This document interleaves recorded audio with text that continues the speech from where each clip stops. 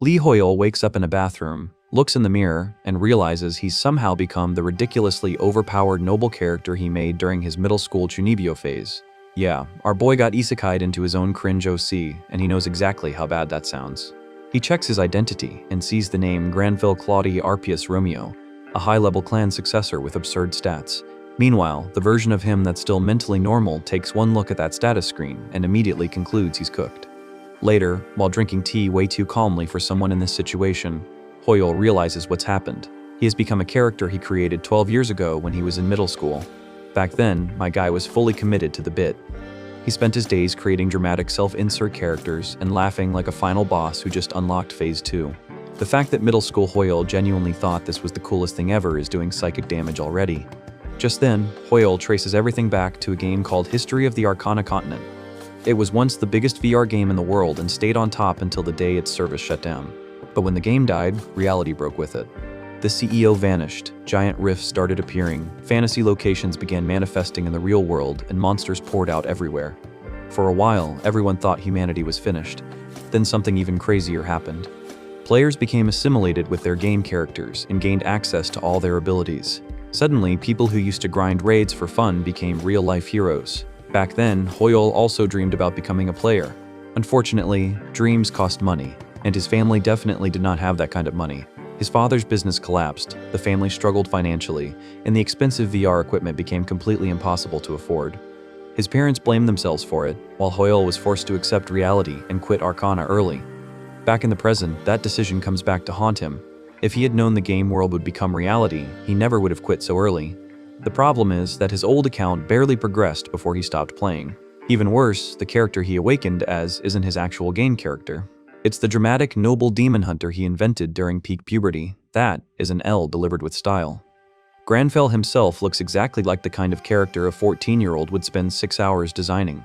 Hoyle remembers pouring way too much effort into him, and unfortunately he remembers the backstory too. Granfell was the heir to a powerful family until demons massacred everyone he cared about. After surviving alone, he devoted his life to revenge and became a demon hunter. Right then, Hoyle's inner self tries to shut the memory down immediately. The entire story sounds like something written by a teenager who just discovered dark fantasy, which is exactly what happened. Meanwhile, Granfell's personality keeps leaking into reality. Hoyle worries he won't even be able to function normally at work anymore. He imagines his boss making a harmless comment about his new appearance. In response, his Granfell instincts immediately picture throwing hot coffee directly into the man's face. Homie really escalated from office small talk to workplace lawsuit in one move. The worst part is that he can't control it. Every time he tries to speak normally, Granfell's noble personality hijacks the conversation and replaces it with aristocratic nonsense. Later, Hoyle watches an interview where other players talk about assimilation. Most people adapted without much trouble, which only makes his situation feel even more cursed. Since normal office life seems impossible now, he starts researching how players make a living. High-ranking players earn ridiculous amounts of money clearing dangerous ruptures, but risking his life for cash doesn't sound appealing. Besides, Granfell immediately declares that material wealth means nothing to him. Bro really has an anti-paycheck passive equipped. Instead, Hoyle decides to look into demon hunters. That's when he notices something strange. The search results are almost empty. There are barely any pages about demon hunters at all. Then he finds a news article reporting that Akshan, the town that served as the center of all demon hunters, has fallen. Every demon hunter there was killed. The realization hits instantly. Demon hunters didn't disappear because nobody wanted the class. They disappeared because the class basically got wiped out. Back then, demon hunters were already unpopular.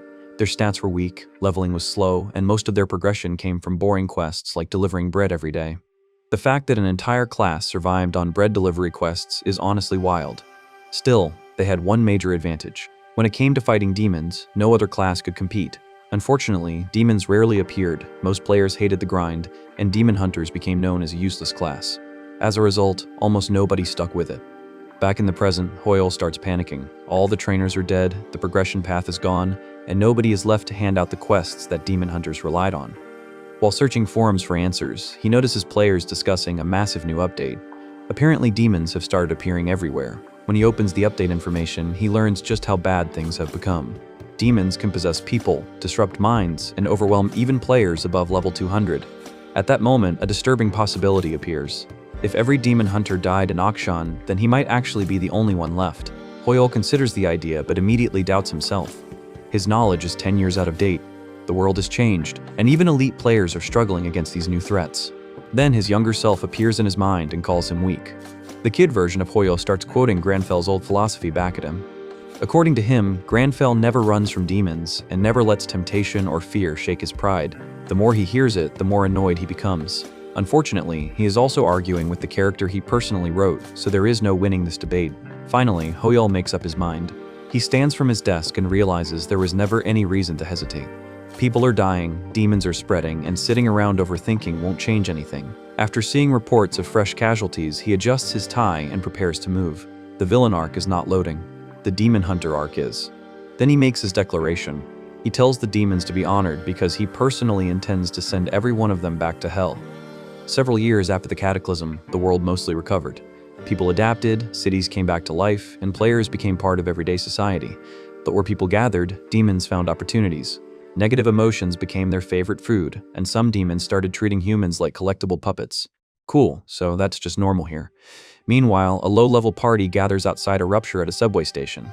Their leader, Nam Kaelman, notices the final member arriving and immediately spots Hoyol walking through the crowd in a perfectly tailored suit.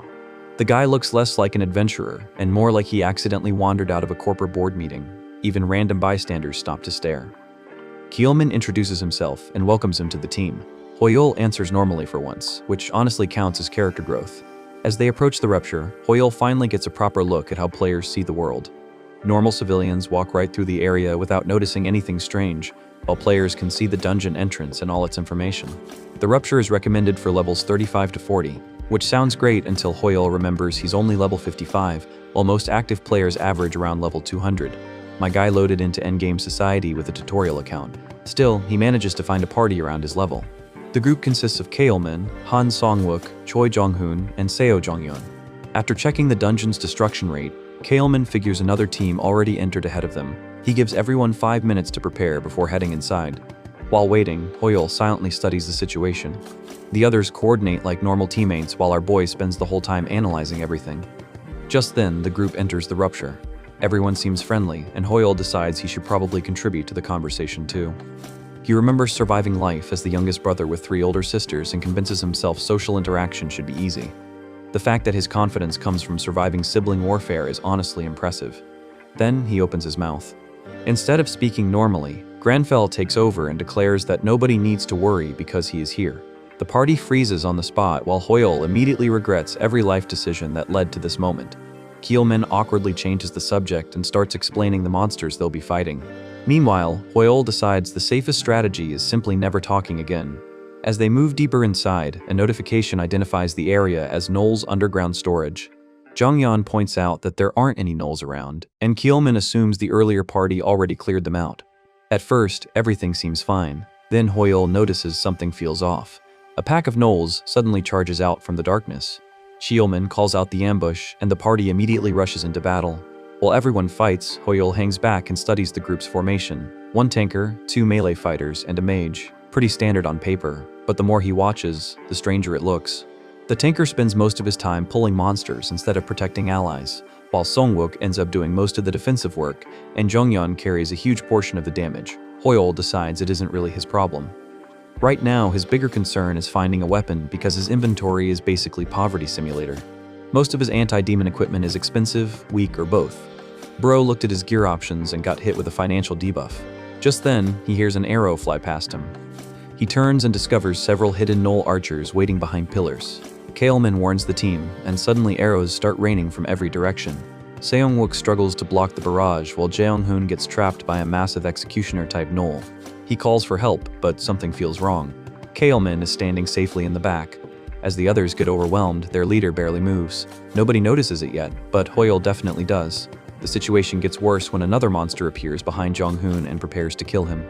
Seong-wook spots it and shouts a warning, but he's too far away to stop it. Then a silver arrow flies across the battlefield. The shot slams directly into the monster and saves Jeong-hoon at the last second. When everyone looks back, they find Hoyol calmly lowering a cheap wooden bow. Naturally, Granfell immediately follows up with the most aristocratic line imaginable about punishment and untrained beasts. Jang-hoon appreciates being saved, but you can practically see the question marks forming above his head. Meanwhile, Hoyol is dying inside. He knows exactly how weird he sounds. The fight continues as more monsters break through the line. Jungyeon starts panicking when a beast charges straight at her position.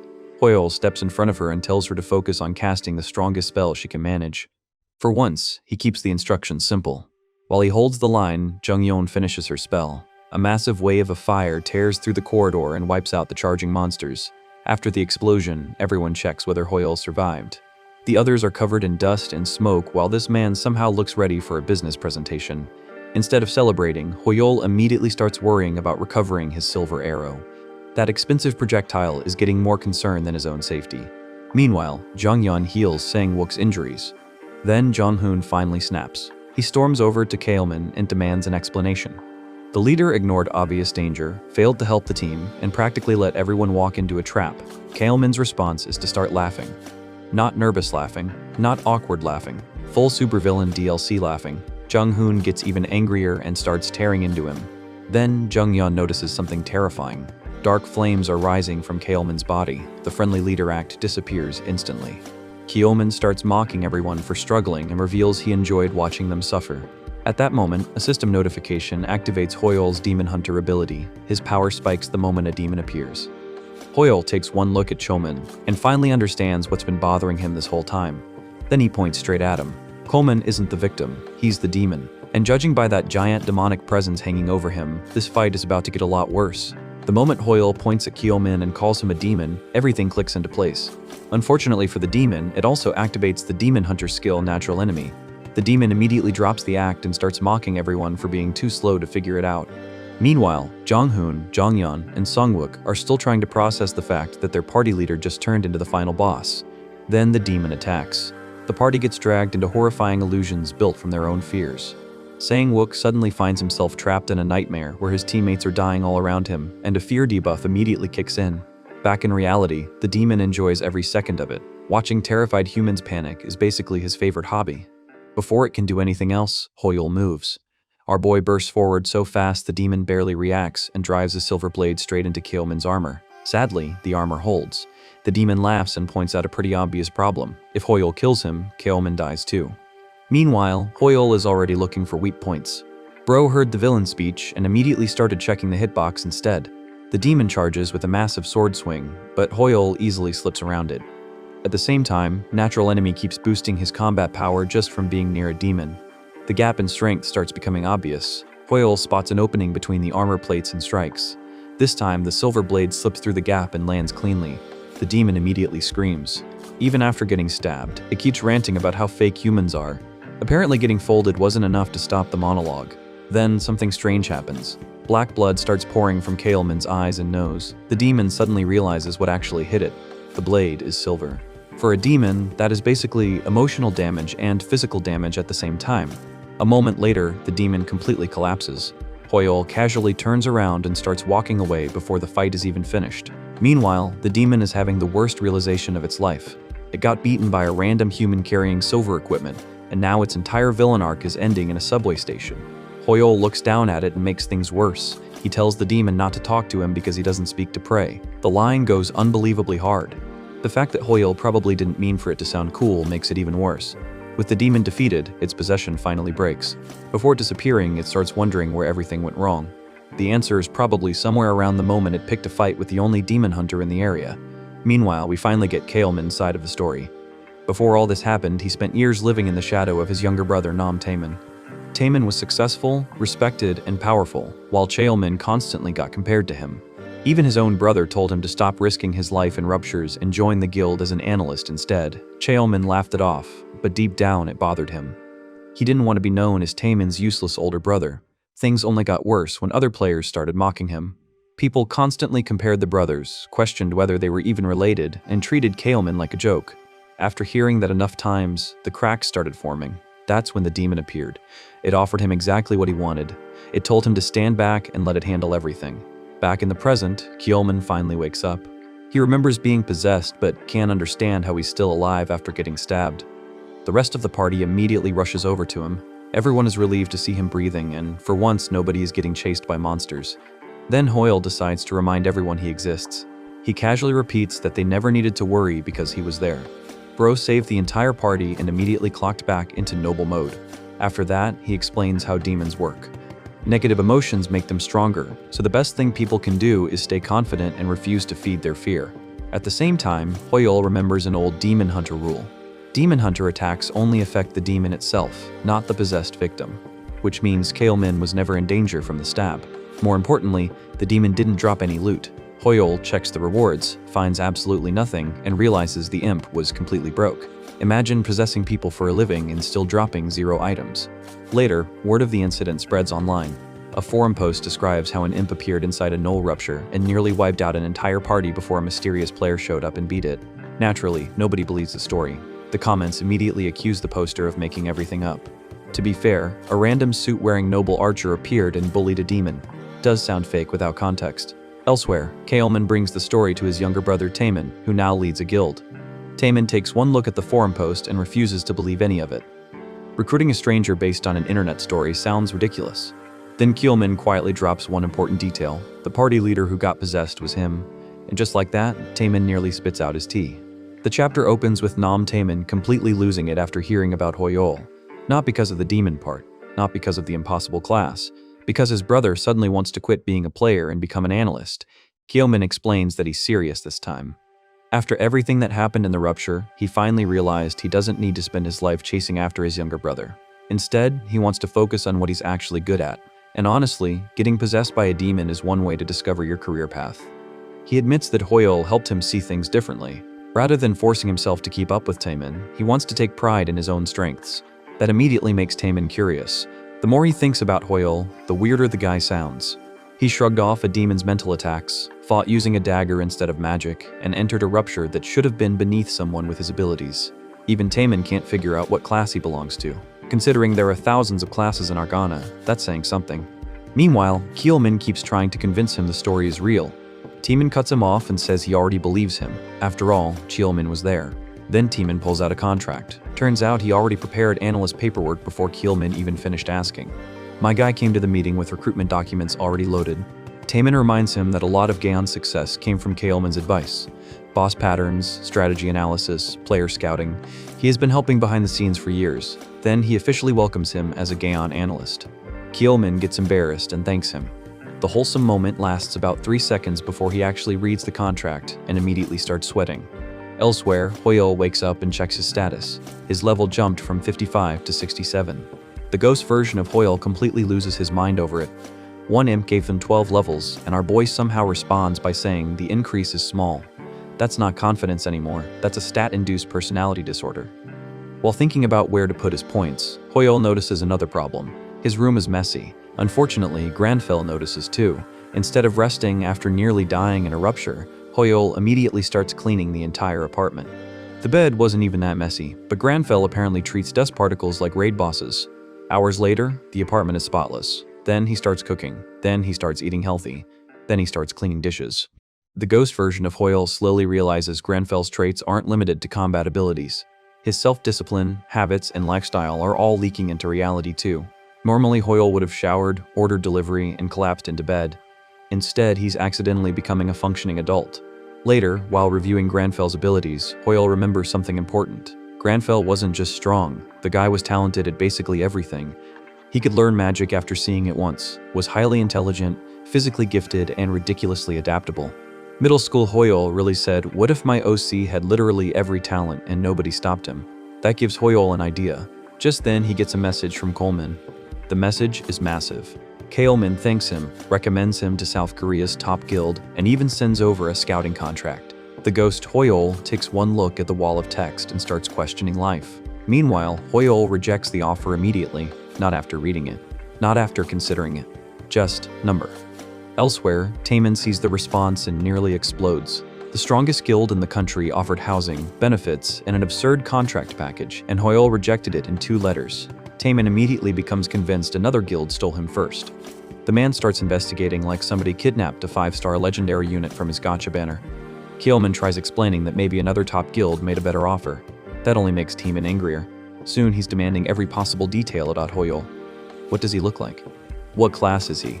Who is he? Coleman struggles for a description before finally landing on the only answer that makes sense. Hoyol looks like a fantasy novel aristocrat.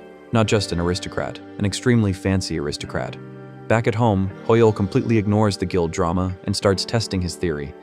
He pulls up videos of high-level mages and begins studying magic. The more he watches, the clearer everything becomes. Instead of seeing random spell effects, he can actually understand the structure behind them. The foundations, the flow, the formulas.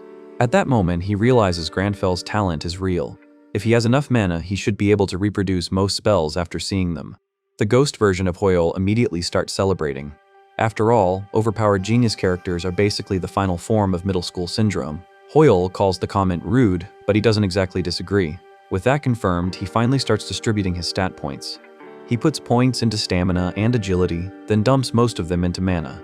Since he still doesn't know the limits of Granfell's talents, he decides to keep his options open. While doing that, a memory suddenly resurfaces. He remembers Granfell's backstory, the sole survivor of a slaughtered family who dedicated his life to hunting demons. For a moment, Hoyol stops joking about how cringe the character is. The more he thinks about it, the more he realizes Granfell's life was genuinely tragic. Then he smiles. After everything that's happened, Granfell isn't just some embarrassing middle school creation anymore. He's part of him now. Before bed, Hoyol spends his last point on luck. The increase is tiny, but he figures doubling his luck from 1 to 2 has to count for something. Maybe he'll even find a coin on the street tomorrow. The next morning immediately proves that wasn't enough luck. The moment he looks into the bathroom mirror, a giant quest window appears. The ghost version of Hoyol instantly recognizes it. This isn't random loot, it's a class quest. And suddenly, things just got a lot more interesting. Hoyol stares at the new quest window and immediately realizes how insane this is. Class quests are incredibly rare. Ever since Arcana became reality, even normal quests became hard to find because there aren't exactly NPCs standing around handing them out anymore. So getting a class quest is a massive deal. The kind of thing that makes the news. He quickly looks up other examples and finds articles about top-ranked players receiving them. Usually, only the strongest players in a class ever get that chance, which leads him to one conclusion. He's the last demon hunter. Honestly, there aren't many other explanations left. Meanwhile, he starts remembering what demon hunter training was actually like. Akshan sounded impressive on paper. In reality, it was basically a medieval torture program disguised as military training. The moment recruits arrived, they were told to climb a 1,000-meter cliff just to attend orientation. One guy immediately asked if the instructor had lost his mind, which was a fair question. Things somehow got worse from there. The quests were nothing but endless hard labor. The living conditions were terrible, and the instructor spent every second screaming at people. The fact that anyone completed this class without rage quitting deserves an achievement. Even the ghost version of Hoyol admits most players would have quit. Hoyol disagrees. According to him, all that suffering was designed to strengthen demon hunters against mental attacks from demons. Unfortunately, that explanation somehow makes the training sound even worse. Back in the present, he finally opens the quest details. The first mission is simple: train your weakened body. Then he checks the requirements: 20 kilometers of running, 1,000 push-ups, 500 pull-ups, 300 burpees. The ghost Hoyol nearly dies on the spot. My guy expected a quest. What he got was a military fitness test designed by a psychopath. Elsewhere, the AAU continues suffering through another normal workday. The organization exists to analyze Arcana updates and help players prepare for whatever nightmare shows up next. Unfortunately, every new update means more work. The employees are already exhausted and praying nothing happens this week. One analyst even starts complaining about Raymond, the mysterious person responsible for uploading update information. Then disaster arrives. A new update appears. The entire office instantly descends into chaos. People start screaming, alarms go off everywhere, and one employee literally decides it's time to submit his resignation. That's a W survival instinct, honestly. Then everyone sees the details. A new rupture has appeared, the Count family's fortress. The monsters range from level 220 all the way to nearly 400. And then they see the boss, Count Ascura, level 430. The room goes silent. The current rank 1 player is only level 403. This thing is stronger than the strongest player on Earth. At that point, even the analysts start talking about assembling entire guilds just for a chance to survive. Unfortunately, that won't help much either. Count Ascura isn't just a vampire, he's also a demon. The department chief takes one look at the numbers and reaches the same conclusion everyone else is avoiding. This rupture is going to break out. Meanwhile, Hoyol learns about the update through the news. Every major guild is refusing to participate. Players online are convinced humanity is finished. Even experts admit the raid looks impossible. The more Hoyol reads, the worse it gets. Demons become stronger through battle experience, constantly inflict status effects, and usually require players to be at least 10 levels higher to fight safely. Which means a level 430 demon is basically nightmare difficulty. Naturally, Hoyol wants absolutely nothing to do with it. Then his class quest updates. The next objective appears: hunt a vampire. Our boy immediately realizes there's only one vampire important enough to count: Count Ascura. Cool. So the quest just skips straight to the final boss. Back at home, Hoyle starts panicking. He's terrified. Anyone would be. He's being told to fight an enemy the entire world considers impossible. But then something strange happens. As Lee Hoyle, he's afraid. As Granfell, he isn't. The fear starts fading as Granfell's mindset pushes forward. A moment later, Hoyle slams his hand onto the desk and calmly declares that these inferior creatures are interfering with his precious time and deserve punishment. The ghost version of Hoyle immediately loses his mind. Because beneath all the noble speeches, there is only one translation. Hoyle fully intends to fight Count Ascura. After getting the quest to hunt a vampire, Hoyle starts planning his next move. Count Ascura is in Russia, but getting there isn't the real problem. The Mage's Tower has portals that can teleport people across the world instantly, which is exactly why every major guild wants a presence in Korea. For a moment, he even considers taking a taxi. Our boy looked at international travel and thought, what if I just drove there? Then he decides it's time to leave. The ghost version of Hoyle immediately starts panicking about the weather. Russia is freezing right now, and Hoyle is about to walk out wearing his usual suit. Just before leaving, Hoyle suddenly stops. The ghost thinks he's finally grabbing a winter jacket. Instead, Hoyle picks up a giant stack of tea bags. Bro remembered tea time before remembering basic survival. Meanwhile, the Mage's Tower is packed. Reporters, guild members, and spectators are all gathered outside because everyone knows the top guilds are preparing for the Count Ascura raid. Soon, Gaon Guild arrives. Nam Taemin walks in carrying his massive hammer while reporters instantly swarm him with questions about the new rupture. When asked if he knows how to kill Count Ascura, Taemin flat out says no. Then he casually explains that his goal isn't saving the world. It's beating the competition and clearing the rupture before anyone else. The manager nearly has a heart attack listening to him answer questions. Just then, another major guild arrives. Shining Guild enters with Guildmaster Lox and his famous party, immediately stealing everyone's attention. Lox quietly assumes Taemin is acting aggressive because Gaon's position among the major guilds has been slipping. Meanwhile, Taemin couldn't care less what anyone thinks. Inside the tower, Taemin reassures his team to focus on taking things one step at a time. Then the manager brings up Hoyle again. Taemin admits he tried contacting him after the first rejection, but the update interrupted everything. The possibility of running into him during the raid is still on his mind. Elsewhere, Hoyle is riding a bus. Instead of preparing for a level 430 demon, he's busy watching his 100th magic tutorial video. After studying enough examples, he finally understands how magic works. First you inspect mana, then interfere with it, then manifest the result. Naturally, he decides to test the theory immediately. A flame suddenly appears in his hand right there on public transportation. Every passenger nearly jumps out of their seat. The bus driver immediately yells at him to stop using skills indoors. Certified NPC behavior from Hoyle. The man unlocked magic and tested it on a bus. Hoyle calmly promises to stop if it's making people uncomfortable. Meanwhile, the ghost version of Hoyle is apologizing to everyone in existence. After checking his status window, Hoyle notices something weird. Even though he successfully cast the spell, the magic skill never appeared in his skill list. That shouldn't be possible. Soon he arrives at the Mage's Tower. The moment he sees the giant portal, another realization hits him. Not only can he understand the magic behind it, but portal magic actually looks easier to replicate than the fire spell he just learned, which is honestly a terrifying thing to think about. Before he can investigate further, a huge Gaon Guild member accidentally slams into him. The impact sends Hoyle straight through the portal. The guild member immediately starts apologizing while Taemin yells at him for making the guild look bad. The manager catches a glimpse of Hoyle and thinks it looked familiar, but the moment passes before he can confirm it. Meanwhile, Gaon's briefing begins. The guild explains that the new rupture is divided into multiple layers. The outer territory contains hundreds of entrances, deeper sections become more dangerous, and Count Ascura waits at the center. Even worse, if the rupture breaks, the entire castle could manifest in the real world. Back in Russia, the area around the rupture is already flooded with reporters, streamers, and players. One streamer named KIDPL is busy filming content while complaining about the cold and showing off the entrances. Then he notices someone casually walking toward a rupture. It's Hoyle. KIDPL grabs him and tries claiming the entrance for himself. Hoyle responds with a single word: move. The streamer instantly freezes. One look at Hoyle's expression and all his confidence evaporates.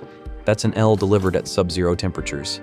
After getting rid of the interruption, Hoyle finally arrives at the rupture entrance. The territory's outskirts. Recommended level, 240 to 270. Hoyle stares at the numbers and quietly hopes the inside is warmer than Russia. Inside the rupture, other guilds are already fighting for survival. One of them is led by Leonie Bellucci, a top berserker ranked player who cuts through monsters while dragging her exhausted team through the snow. the deeper they go, the worse everyone's mood gets.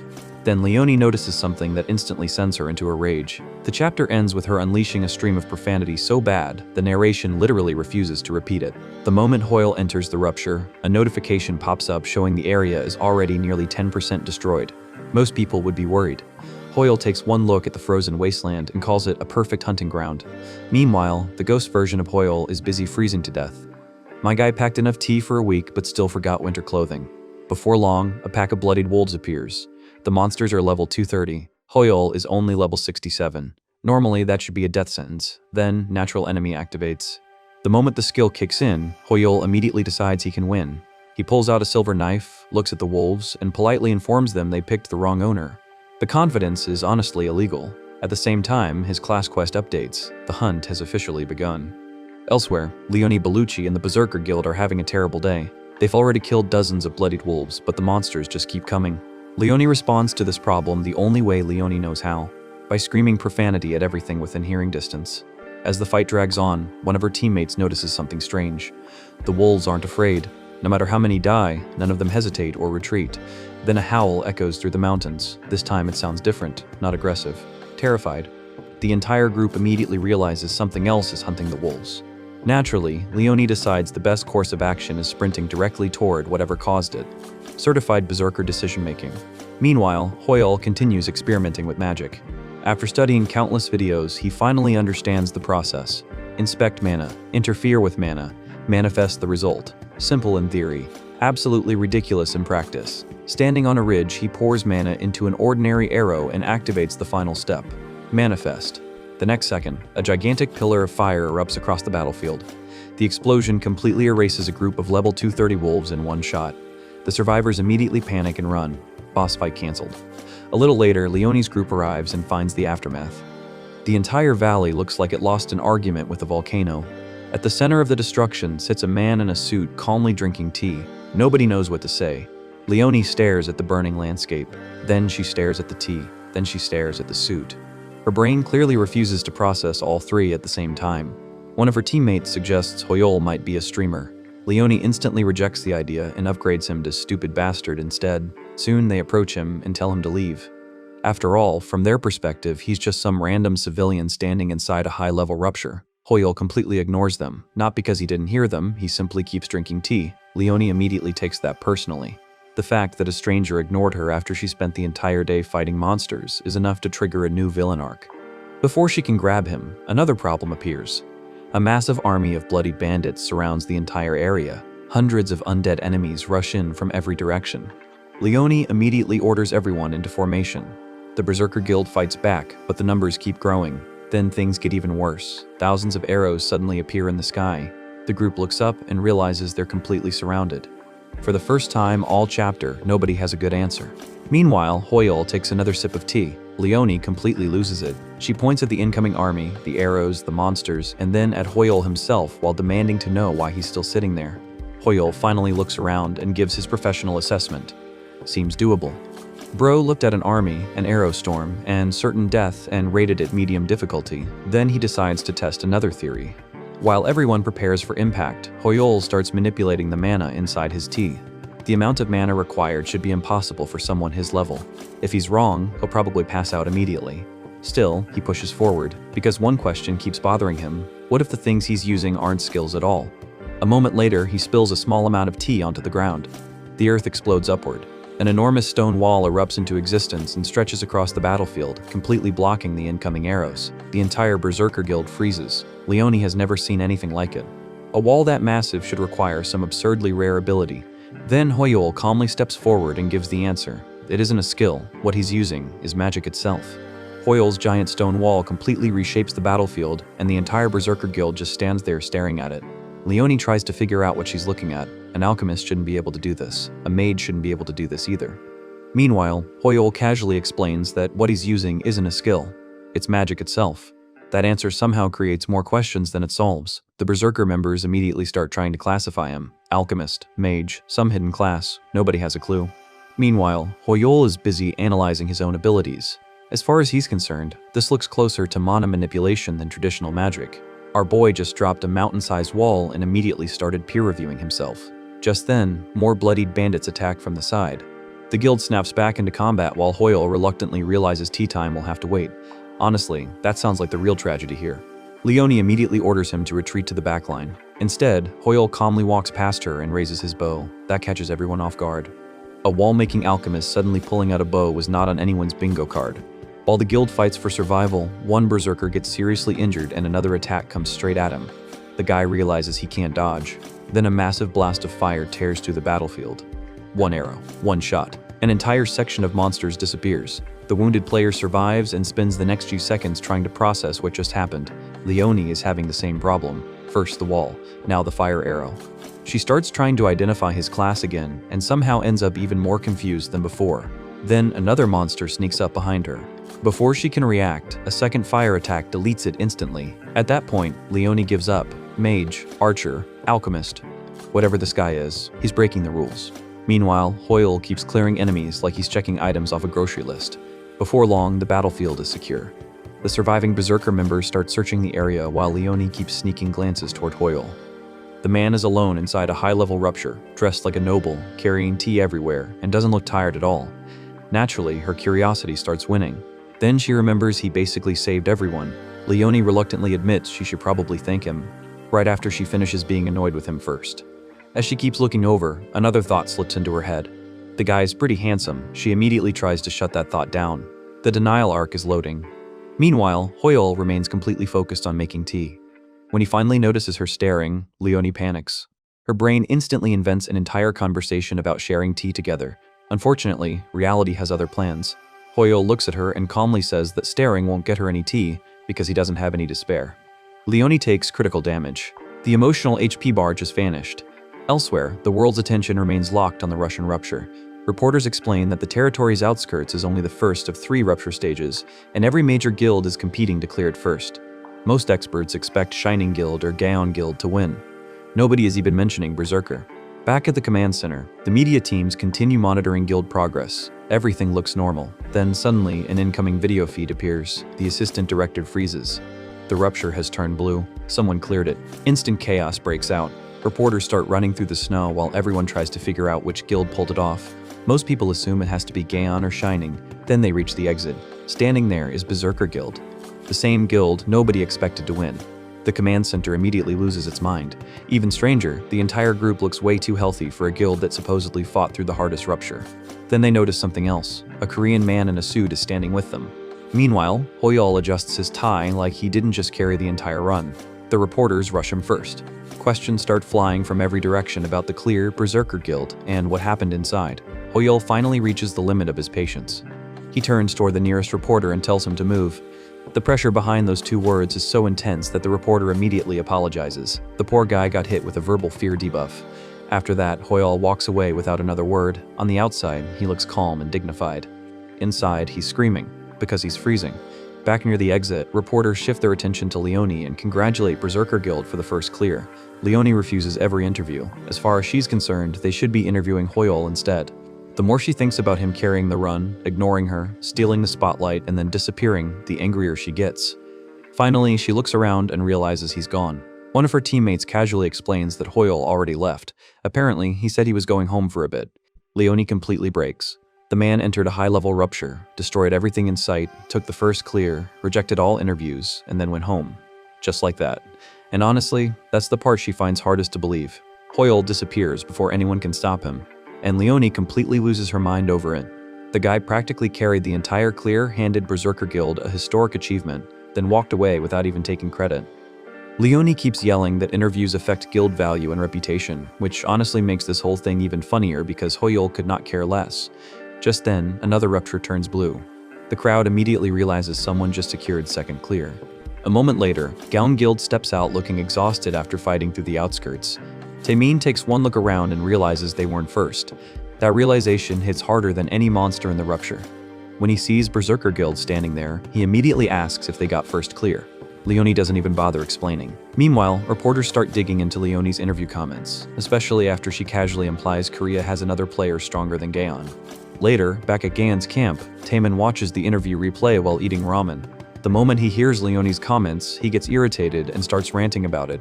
Bro lost first place and immediately entered competitive gamer mode. The manager eventually points out that Leonie was probably talking about a Korean player she met inside the rupture. That gets Taemin's attention fast. At first he guesses Mythology Guild, but the manager shuts that down immediately. Then both of them start thinking about the same person. Elsewhere, Hoyol finally returns home. The first thing he does is take a hot shower. The ghost version of Hoyol is so happy he practically starts celebrating. After surviving Russia in a suit, warm water becomes a legendary tier reward. For about 5 seconds, Hoyol thinks about taking a nap. Then Granfell takes over. Instead of resting, this man throws on cleaning gear and starts deep cleaning the apartment.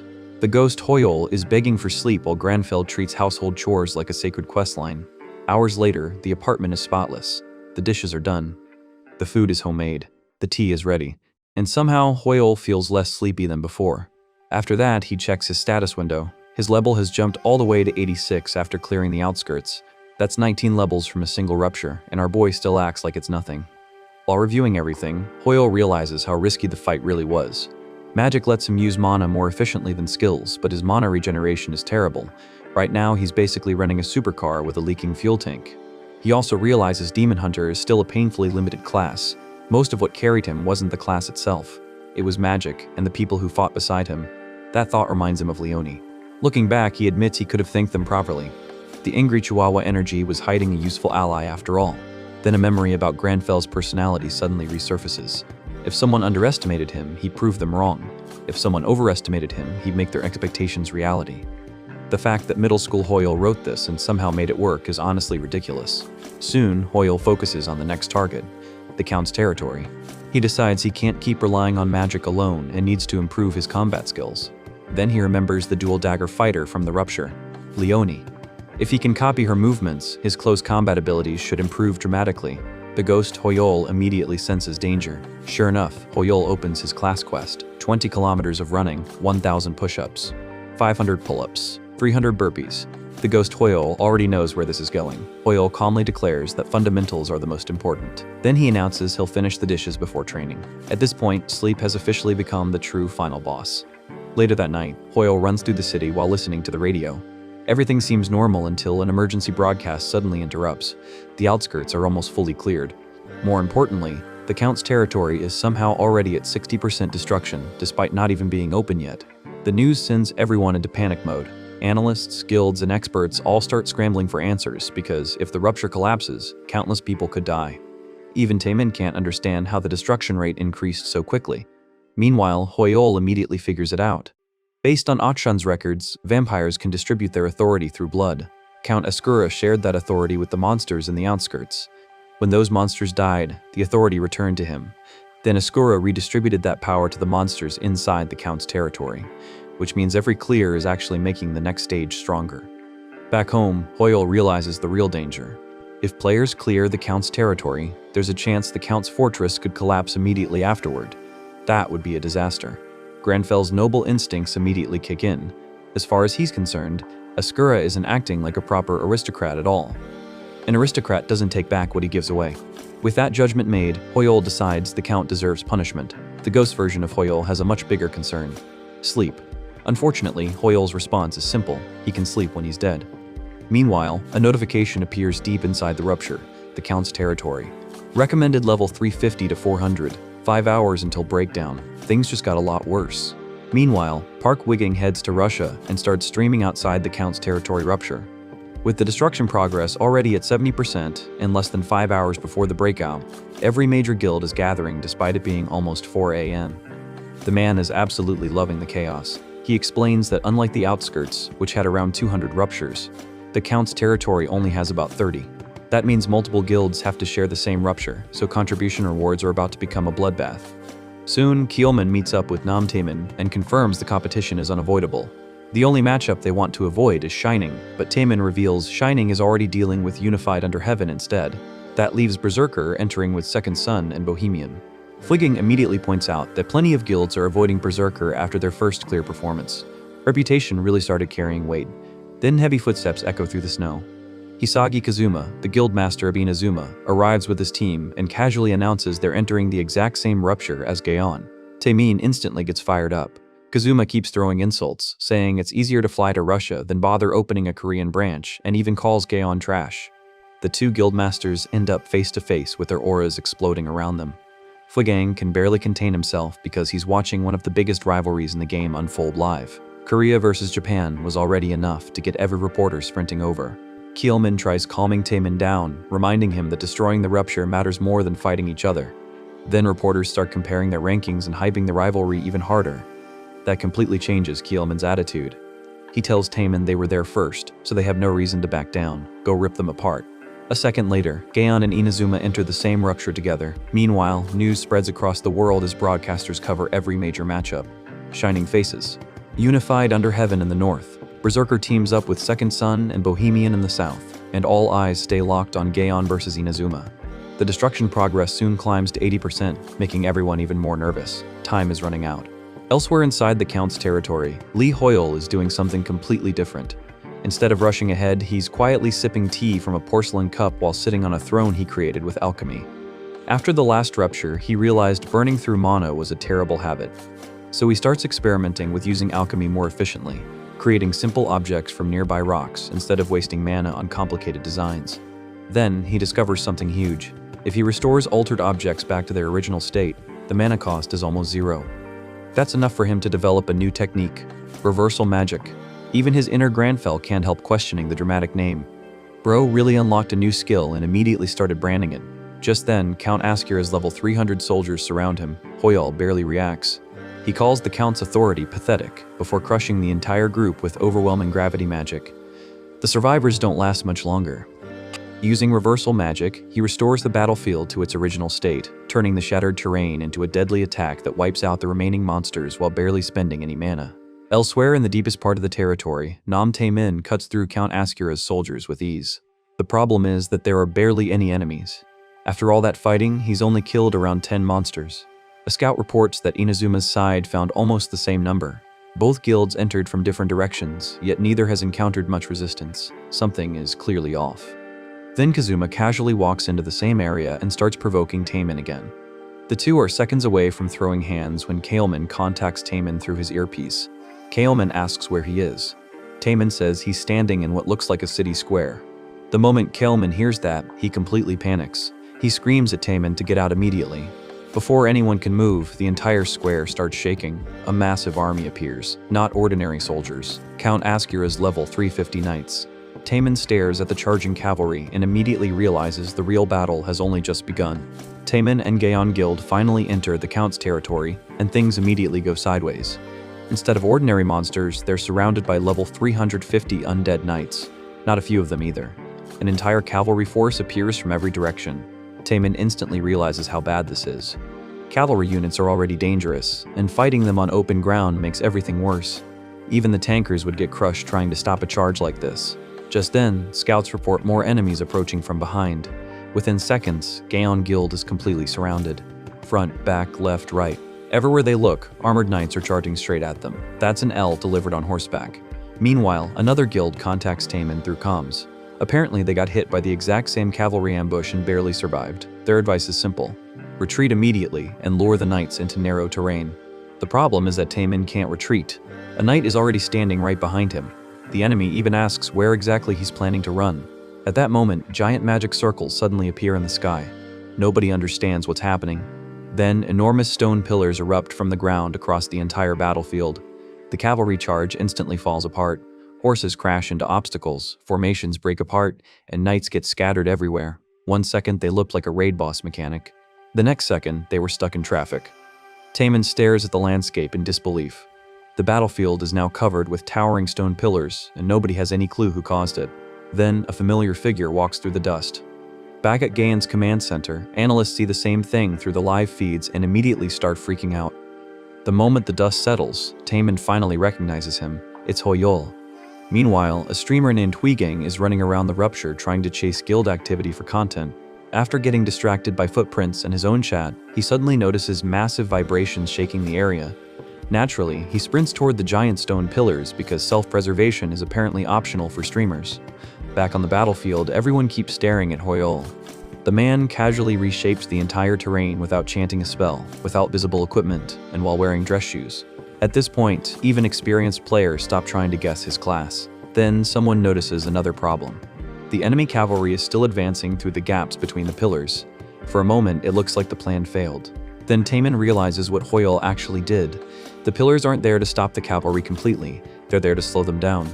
The narrow paths force the horses into bottlenecks, destroying the momentum that made them dangerous in the first place. Suddenly, the impossible battle becomes manageable. Taemin finally smiles and tells Hoyle he'll thank him later. Then he activates Berserk. With the cavalry trapped between the pillars, Gon Guild launches a full counterattack. Taemin leaps into the air and crashes down on the knights, cutting through enemies and opening the way forward. The rest of the guild follows immediately. Within minutes, the battlefield completely flips in their favor. Elsewhere, Huigang finally arrives and witnesses the entire thing live. His viewers are already losing their minds over Hoyle. Some think he's a mage, others think he's a support class. Nobody has an answer. Meanwhile, Hoyle calmly watches a knight charge straight toward him. Then he casually uses reversal magic. A stone structure collapses onto the knight and crushes it instantly. The stream chat immediately explodes. At this point, the class theories are entering fanfiction territory. While the battle winds down, Hoyle notices another issue. His silver dagger still has durability limits. Since he doesn't want to waste repair costs, he starts experimenting with reversal magic instead. Our boy is standing in the middle of a high-level battlefield and decides it's the perfect time for item durability research. He remembers turning rocks into teacups before restoring them to normal. That gives him an idea. If restoring an object returns it to its original state, then maybe he can restore a damaged weapon too. After testing the theory, he creates a temporary silver awl, uses it, then restores it. The experiment works perfectly. The dagger returns to full durability. The ghost version of Hoyle immediately celebrates because they just unlocked infinite repair fees. Bro found an exploit before finishing the dungeon. Later, Taemin surveys the battlefield after the victory. While everyone gathers loot, Hoyle stands nearby drinking tea like none of this concerns him. The contrast is honestly ridiculous. Taemin watches him for a moment and becomes even more determined to recruit him. After seeing Hoyle fight in person, he refuses to let another guild steal him away. Especially not Inazuma, who also witnessed what happened. Back nearby, Huigang finally gathers enough courage to approach. He runs straight up to Hoyle, introduces himself, and asks for an interview while streaming to nearly 70,000 viewers.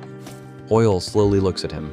The stream chat immediately starts panicking, because one glance from Granfell feels less like an interview request and more like a noble judging whether a peasant deserves to exist. After saving Gaion and Inazuma, Hoyle becomes the hottest topic in the player community overnight. The problem is that everyone suddenly wants a piece of him. Back at the Russian base camp, hunters, reporters, and guild representatives practically swarm him the moment they get the chance. People start shouting questions about his nationality, his guild, and whether he'd consider joining their side. Our boy just stands there holding tea while the crowd loses its mind. The fact that he's treating a media frenzy like a coffee break is honestly impressive. Just then, Taemin bulldozes his way through the crowd. Covered in blood and still riding the high of battle, he immediately starts firing off questions about Hoyle's name and whether he's really clearing the raid alone. Then he introduces himself properly and offers a handshake while mentioning the recruitment message he sent earlier. Taemin finally remembered basic manners. Character development is beautiful. Unfortunately, Granfell takes one look at the situation and finds the entire thing unacceptable. As far as he's concerned, nobody here has shown the slightest bit of proper etiquette. So instead of shaking hands, he politely refuses all questions and tells everyone to get out of his way before walking off. Meanwhile, Hoyle is dying inside. Rejecting a top guild master in front of half the player community was definitely not part of the plan. Elsewhere, Shining Guild is reviewing footage of Hoyle's performance. Nobody can figure out what he actually is. Camilla thinks they should simply recruit him. Dimitri, on the other hand, is too busy complaining that his date got ruined because everyone keeps talking about Hoyle instead of Shining Guild. Bro really declared war on a guy he has never met because his date schedule got interrupted. The discussion changes when Jessie Heinese finally speaks up. She watches footage of Hoyle manipulating mana and immediately notices something strange. Whatever he's doing resembles magic, but it isn't quite the same thing. For someone as quiet as Jessie to call something interesting, that gets everyone's attention fast. Meanwhile, Berserker Guild is having its own meltdown. Leonie spends the entire time screaming at her guild members for doubting her judgment about Hoyle. The woman is wrapped in a blanket, throwing a full tantrum, and still somehow making valid points. Nobody is having a good day. Elsewhere, Inazuma reaches the exact same conclusion as everyone else. No matter what it takes, they need to recruit Hoyle. Later, news broadcasts start covering the completion of the Count family's territory. Shining Guild claims first place, but the conversation keeps circling back to Hoyle. Experts analyze his actions frame by frame and somehow give him credit for things he never intended. People claim his lack of equipment must be a hidden strategy. In reality, our boy simply couldn't afford any. That might be the funniest misunderstanding in the entire Arcana community. The experts continue. According to them, the giant stone pillars were a masterclass in battlefield control. Then they explain how he generously stepped back afterward so other guilds could shine. Meanwhile, Hoyle watches the broadcast in complete disbelief. He didn't step back out of kindness. He ran out of mana. At least, nobody thinks he's an asshole. That's a win, technically. After that, he finally checks his loot. Among the rewards is a rare cursed necklace known as a devil's item. Normally, these things are terrible investments because removing the curse costs a fortune, and the reward is basically random gacha. But Hoyle remembers something important. One of the demon hunter's exclusive skills, Exorcism Ritual, allows him to use cursed items as offerings and drag demons directly into his consciousness. If he wins inside that mental battle, the reward becomes far more valuable. The risk is possession, but Granfell takes one look at that possibility and basically says, "I'd win." Just then, his phone starts ringing. The caller is Nam Keoman. Hoyle immediately panics, not because of monsters, not because of demons, because he's terrified Granfell might accidentally insult someone again if he answers. Instead of picking up, he decides to send a polite message, specifically a message that hopefully prevents Gaon from suing him.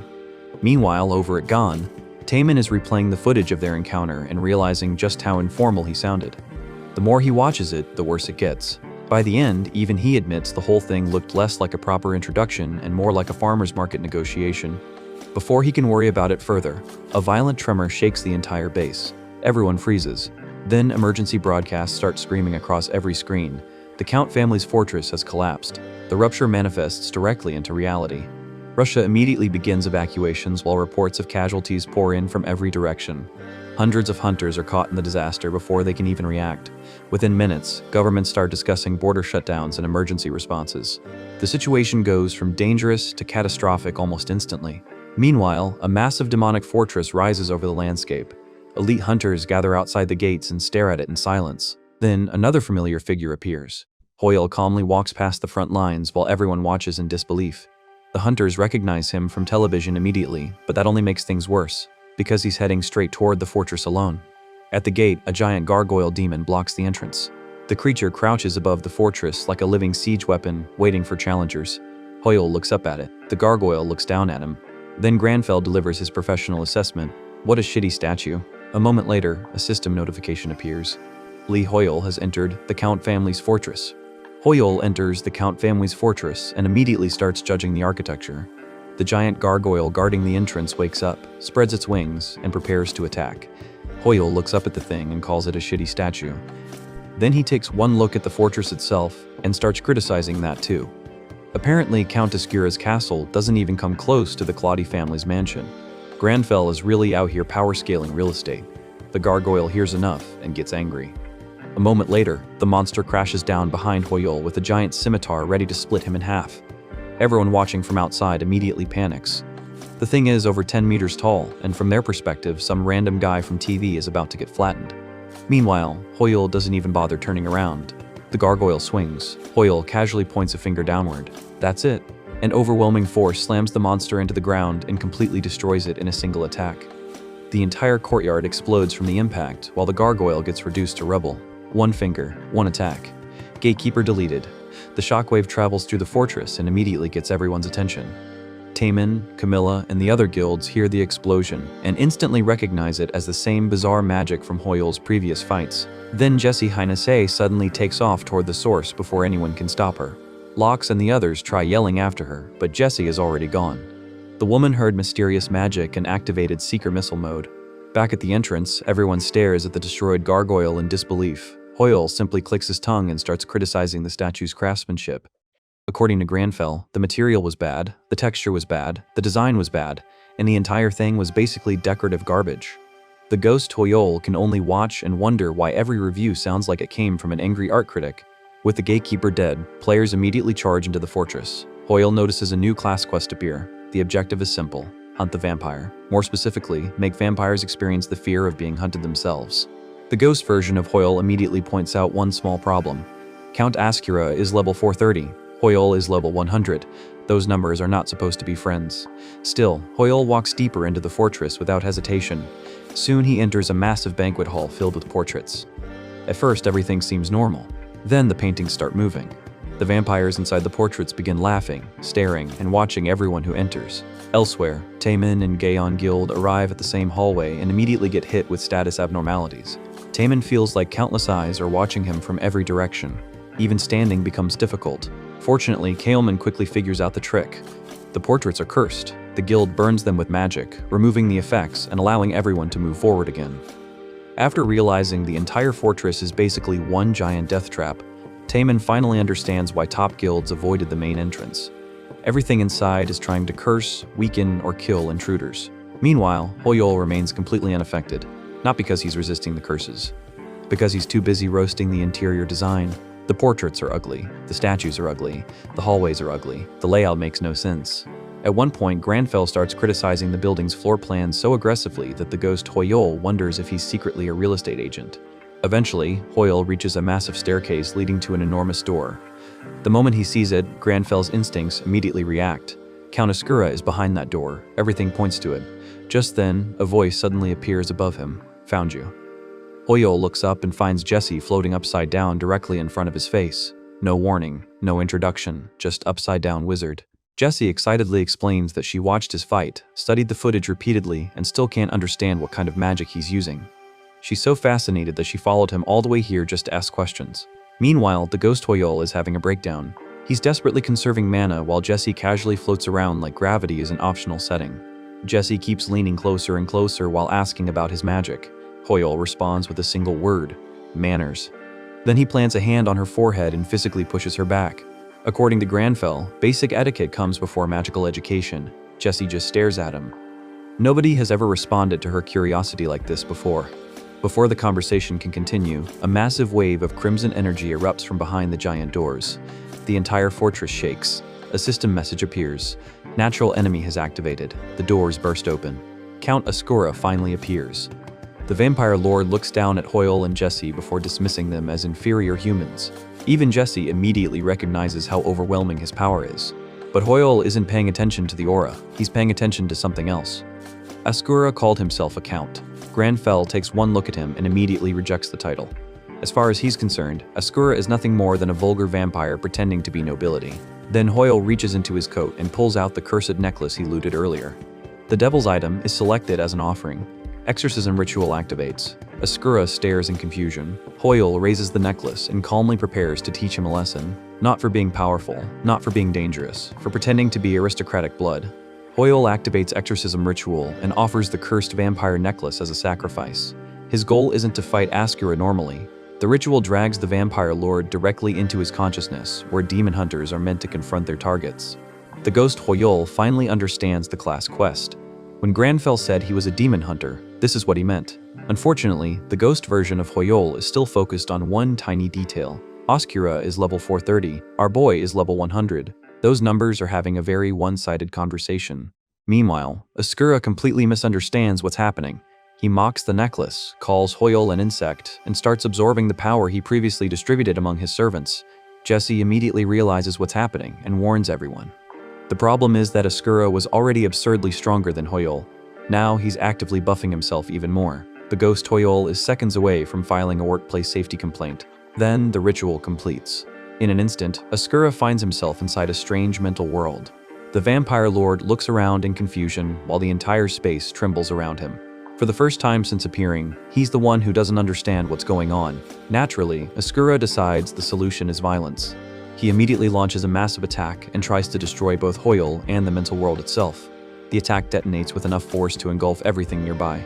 Ascura confidently assumes the fight is already over. Classic villain behavior. Then a voice speaks behind him. Hoyol is completely unharmed. Ascura turns around in disbelief while Hoyol calmly asks a simple question. Is that what I look like to you? The vampire freezes. Hoyol tells him to look carefully and figure out who actually died. When Ascura looks up, he finally understands the situation. Hoyol is sitting comfortably on top of a gigantic severed version of Ascura's own head while looking down at him. Bro got hit with psychological damage before the actual damage arrived. A massive force immediately crashes down on Ascura. The vampire lord screams as he's completely overwhelmed inside the mental world. The attack consumes him, shatters his resistance, and destroys his confidence all at once. For the first time in this entire arc, Count Ascura experiences exactly what the class quest demanded: fear. Back in reality, Ascura completely loses control. The throne room starts shaking as he desperately tries to convince himself everything is a trick. Jessie watches the whole thing with absolute confusion because none of this resembles any magic she's ever seen before. Hoyol calmly points out the obvious. Ascura is afraid.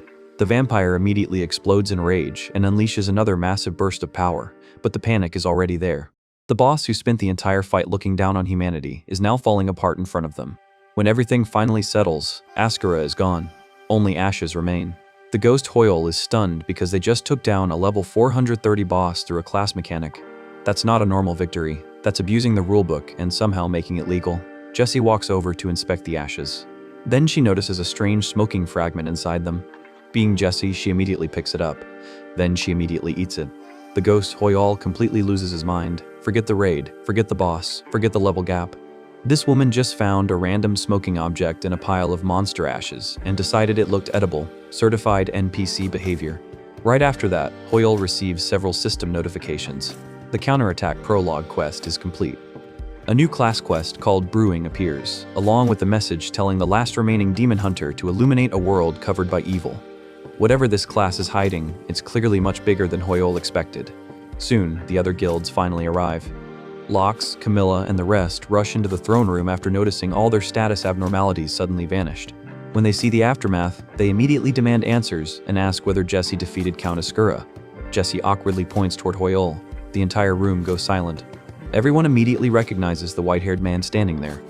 After remembering his lecture about manners, Jessie decides to do things properly this time. She introduces herself, gives her name, and politely asks for his.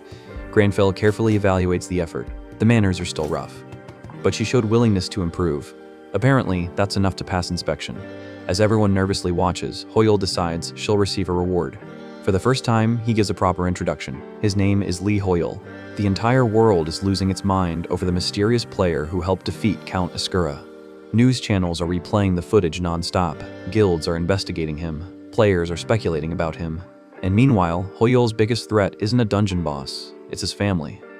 Back at home, his sister Yunye is casually cooking while watching the news with Arong.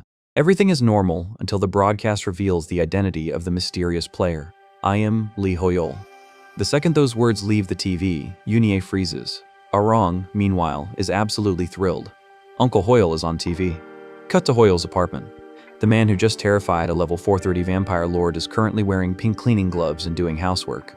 The duality of this protagonist remains undefeated. His phone keeps exploding with calls from his sisters. He already knew this was coming. After all, every news station in Korea has basically been screaming his name for the last several days. The mysterious player reveal lasted approximately 5 minutes before becoming the least mysterious thing on Earth. Hoyol thinks about his 3 older sisters. He remembers growing up close to them. Then reality immediately kicks in. His memories reveal 3 feral penguins screaming, fighting, and bullying him non-stop. Apparently, sibling affection in his family comes packaged with emotional damage. Before he can decide whether to answer the phone, bang. B-A-N-G. Biengi. His apartment door starts shaking. His sisters didn't call anymore. They upgraded to a raid party. The women outside are demanding entry while Hoyol internally begins preparing his final will. Eventually, he opens the door. And there they are, Yunye, Jiyun, Yerim, plus little Orang. The moment they walk inside, Granfell takes control. Hoyol straightens his posture, adjusts his tie, then calmly says, "First, calm down, my sisters." The reactions are immediate. Unye finds it adorable. Jiyun nearly dies laughing. Yerim looks like she just witnessed a car crash. Meanwhile, every major media outlet continues discussing Lee Hoyol, his appearance, his strength, his identity, his future. The whole player community is obsessed with him now. Over at the Berserker Guild, Leonie watches the coverage and reaches a conclusion. Recruiting Hoyol won't be easy. But they still have one advantage. They owe him loot from the previous battle. And Leonie intends to use that opportunity to build a relationship with him. The man is practically planning a guild recruitment campaign disguised as good manners. Back at Hoyol's apartment, things are somehow even more chaotic.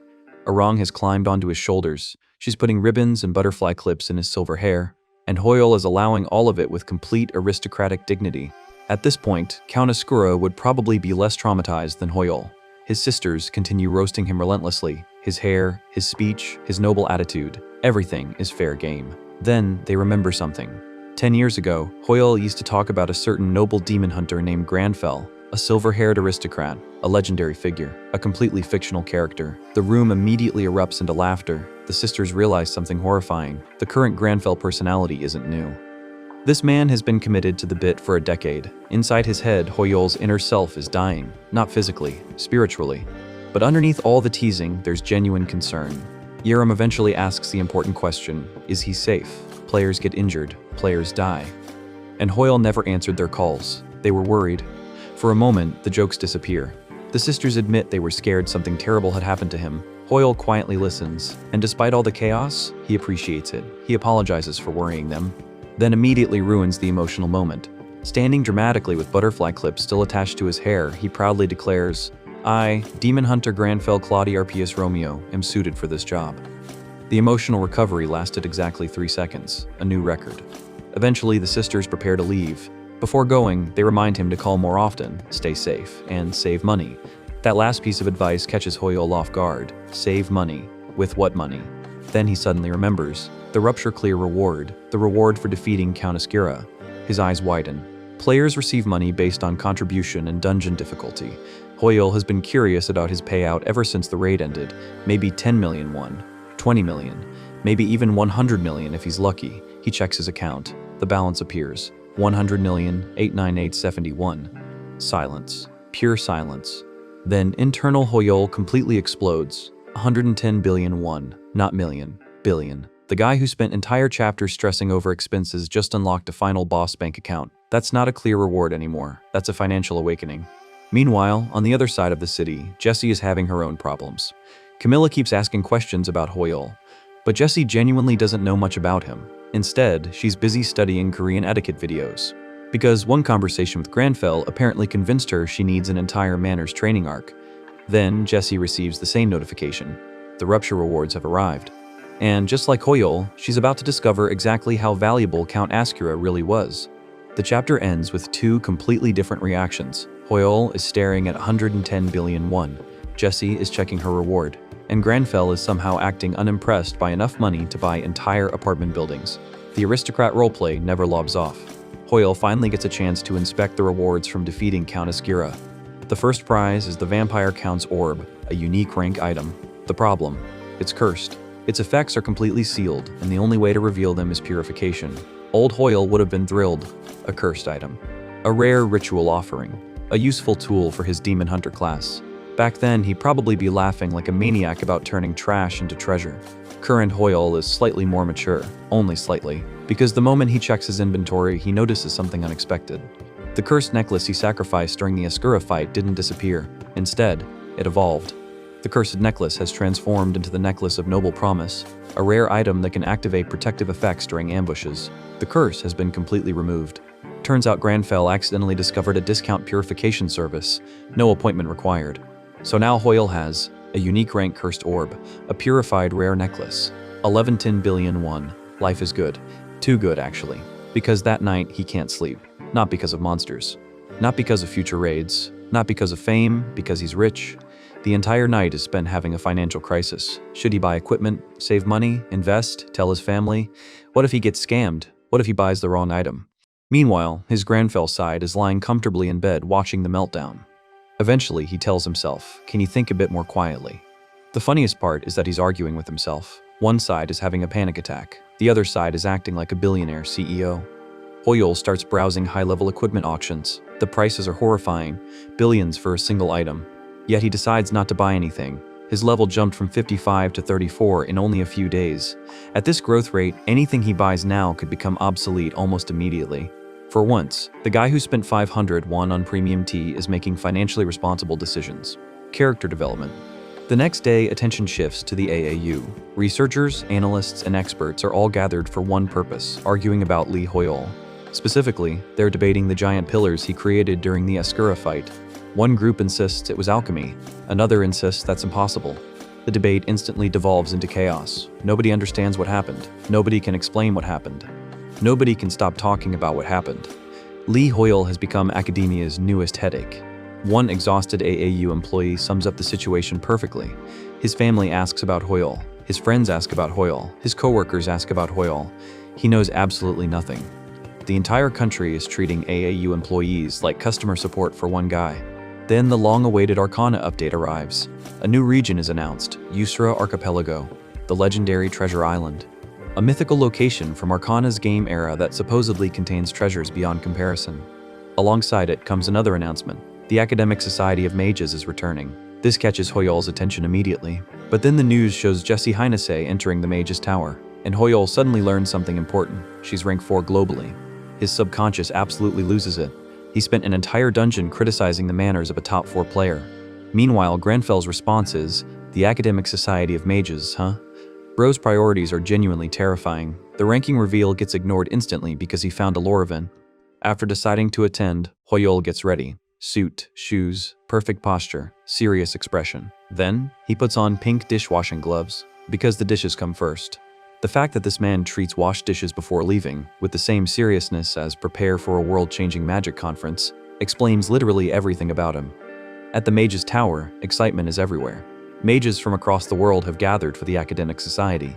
One particularly enthusiastic mage named Cleo is practically vibrating with excitement.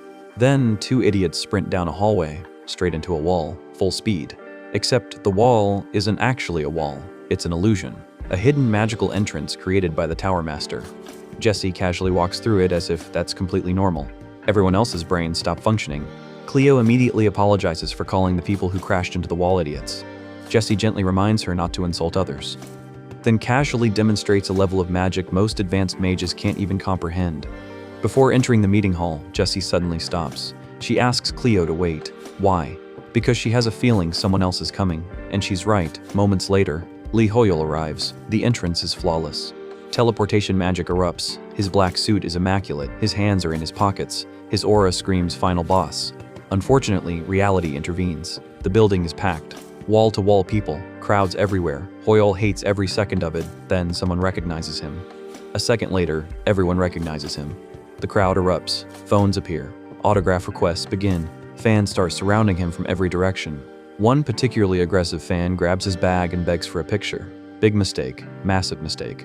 Because inside that bag is something precious. Something irreplaceable. Something worth protecting. His expensive brown rice green tea bags, worth 501 each. Not ancient artifacts, not legendary loot. Tea. The guy with 110 billion won just activated boss music over groceries. Hoyol lowers his head, his aura darkens. Then he says, screw off. The fan freezes. The crowd freezes. His subconscious immediately regrets everything. And then something even worse happens. The fans love it. They absolutely love it. Instead of leaving, they become even more obsessed. Now they're cheering because Lee Hoyol insulted someone in person. Celebrity culture has reached critical levels. Desperate to escape, Hoyol notices something strange. A wall. A normal-looking wall. Except it doesn't feel normal. Trusting his instincts, he runs directly at it. The crowd panics. Everyone thinks he's about to slam into solid stone. Instead, he passes straight through. The illusion barrier opens. The hidden VIP corridor appears. Inside, Cleo is exhausted from running around. Hoyol calmly adjusts his jacket, looks at the illusion, and gives it his approval. That's a praiseworthy illusion magic. Of course, that's his first reaction. Not, thank goodness I escaped. Not, that was close. Not, why were those fans insane? Just a professional performance review. Peak Granfell behavior. Cleo is still trying to figure out who this mysterious guy beside her actually is. The problem. Lee Hoyol isn't on the invitation list. Not anywhere. She checks once, twice, probably 10 more times. Still nothing. Then Hoyol notices her staring, and immediately asks, is there a problem? Poor Cleo almost short-circuits on the spot. Because from her perspective, this man casually saw through the Tower Master's illusion without an invitation. That's basically like watching somebody walk through a max-level dungeon gate because it looked suspicious. When she finally asks how he's even here without an invitation, Hoyol gives his usual response. Right. No explanation. Just, right. The amount of emotional damage this man deals with one-word answers needs to be studied. Eventually, Cleo explains the rule. Anyone capable of seeing through the illusion is allowed to attend. The problem is that nobody has ever done it before, which only makes Hoyol look even more ridiculous. Meanwhile, Hoyol is wondering something completely different. Why is this girl blushing so much? Does she have a fever? Bro is so socially unaware that he can analyze world-class magic but can't read a facial expression. As they continue walking, Hoyol is secretly studying the illusion spell, not admiring it, not appreciating it, reverse engineering it. According to him, once his mana reaches around 1000, he should be able to recreate something similar. casual future Tower Master activities. Soon they arrive at Crystal Hall, and this place is absurd. A massive crystalline amphitheater filled with mages, floating crystals, and enough magical brainpower to rewrite reality. The official gathering place of magical research, the Academic Society of Mages. Then, we get a quick explanation about Marcelo, the youngest head mage, the future successor of the Mage's Tower, one of the smartest people in Arcana. While everyone else admires him, Jessie Heinese is dying of boredom. She has absolutely no idea what half the lecture means. She only showed up because of a quest. Even her sentient hat is getting annoyed. Imagine being roasted by your own equipment. That's tough. Marcelo then reveals the topic of today's lecture, science. Specifically, combining science and magic. The audience immediately starts murmuring, because for Arcanians, science might as well be alien technology. Magic and science aren't supposed to mix, but Marcelo disagrees. He presents a new concept, fusion, a method that combines scientific principles with magical processes. Then he demonstrates it, a blazing ignition spell created through that fusion. The audience is amazed. Jessie is finally interested. Marcelo looks exhausted but determined. Months of research led him here, and now he wants help refining it. Everyone starts wondering whether this is secretly a quest. Then Marcelo opens the floor for questions, and the entire chapter changes, because Li Hoyol raises his hand. The moment that hand goes up, danger starts loading. Everyone just doesn't know it yet. Hoyol calmly addresses the head mage, then says, "There are unnecessary parts in your inspection." Bro walked into the Mage Tower's biggest academic conference and immediately submitted bug reports. The entire hall freezes. Thousands of mages stare at him. Somebody even recognizes him as Li Hoyol. Meanwhile, the senior mages are panicking. Because Marcelo has a reputation, people call him the Mage Tower's Viper. You do not casually challenge him in front of everyone. Marcelo's face darkens. The room gets tense. For 1 second it feels like a boss fight is about to start. Then Marcelo asks the reason, and Hoyol actually explains. According to him, the fusion process creates an estrangement. Science and magic are fundamentally different concepts. When forced together inefficiently, unnecessary steps appear. The scary part. He's right. Not only that, he's experienced the same problem himself when combining skills and magic. Then he proves it, right there, on the spot, using Martello's own ignition technique, a cleaner version, a more efficient version, a version that consumes less mana. Marcelo is stunned.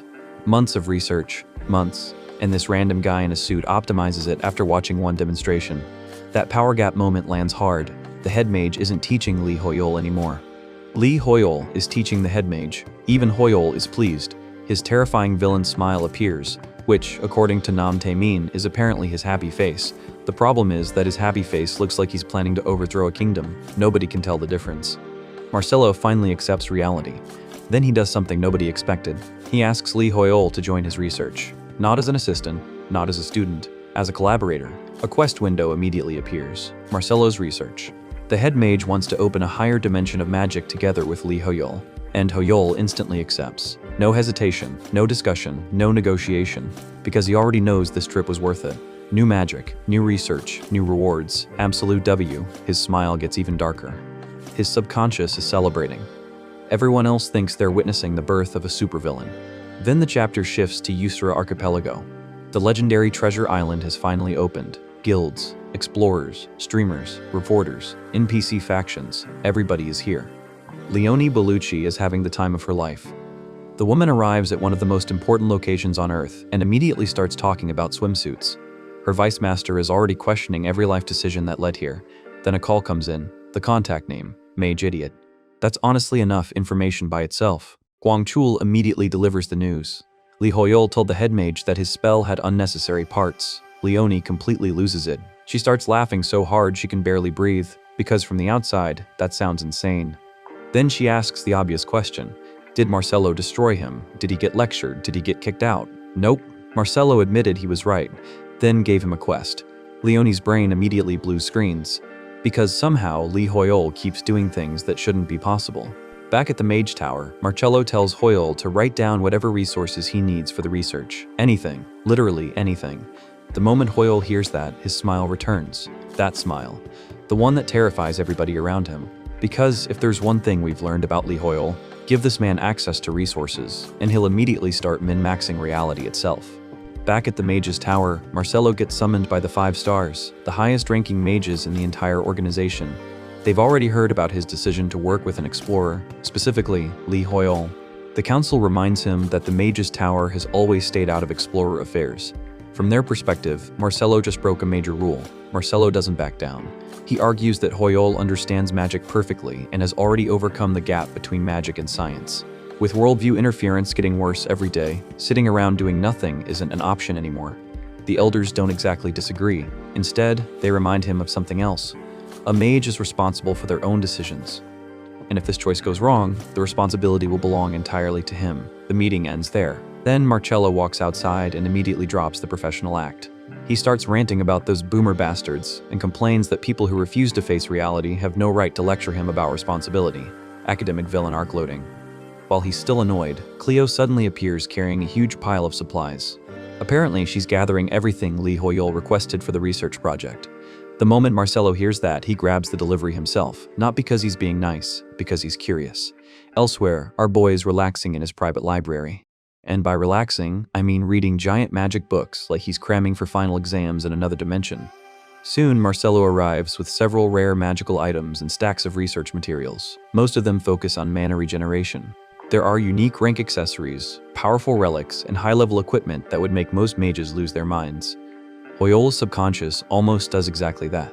The loot is amazing. Then Marcello asks a simple question: do you like them? And Granfell takes over, immediately. Hoyol slams one of the accessories onto the desk and asks if Marcello seriously thought these items were suitable for him. His subconscious nearly has a heart attack. Because he's level 134, those items require levels around 500 to 600. They're completely unusable right now. Meanwhile, Marcello misunderstands everything. Instead of realizing Hoyol can't equip them, he assumes Hoyol already knew about some hidden flaw in the items. Bro accidentally unlocked the pretend you're a genius strategy without even trying.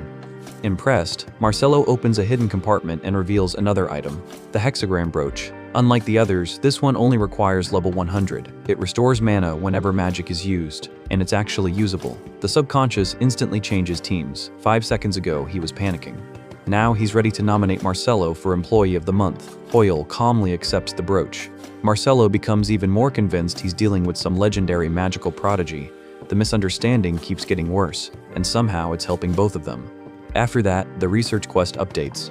Marcello still needs time to fix the issues in his magic before the project can continue. So for now, Hoyol just has to wait. Marcello thanks him for his patience. Meanwhile, his subconscious is celebrating the brooch like he just won the lottery. Marcello even starts thinking that with Hoyol's help, the Mage's Tower itself might change someday.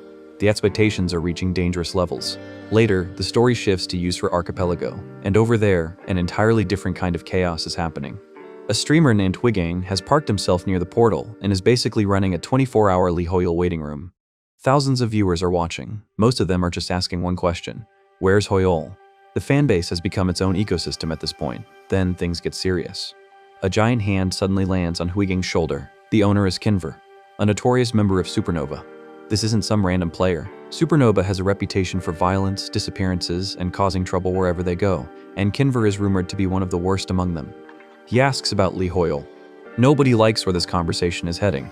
After intimidating Hwigong half to death, Kinver leaves a message. Tell Lee Hoyol not to go too far with the clown act, and tell him he'll be watching. Then he walks away, just casually dropping a threat into a live stream.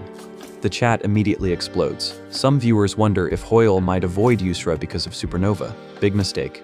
Hwigane completely loses it. He starts banning people left and right for even suggesting Hoyol might be scared. Then the stream evolves into a full-blown Hoyol religion. People are donating money, quoting dreams, declaring their faith, and chanting his name like he's a mythical hero.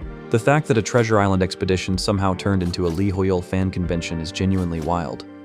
Back in the library, Hoyol hears about Yusra Archipelago and remains completely uninterested. Treasure doesn't matter, fame doesn't matter. The island is full of level 390 to 420 monsters, and he's only level 34. More importantly, there aren't any demons there. At least that's what he thinks.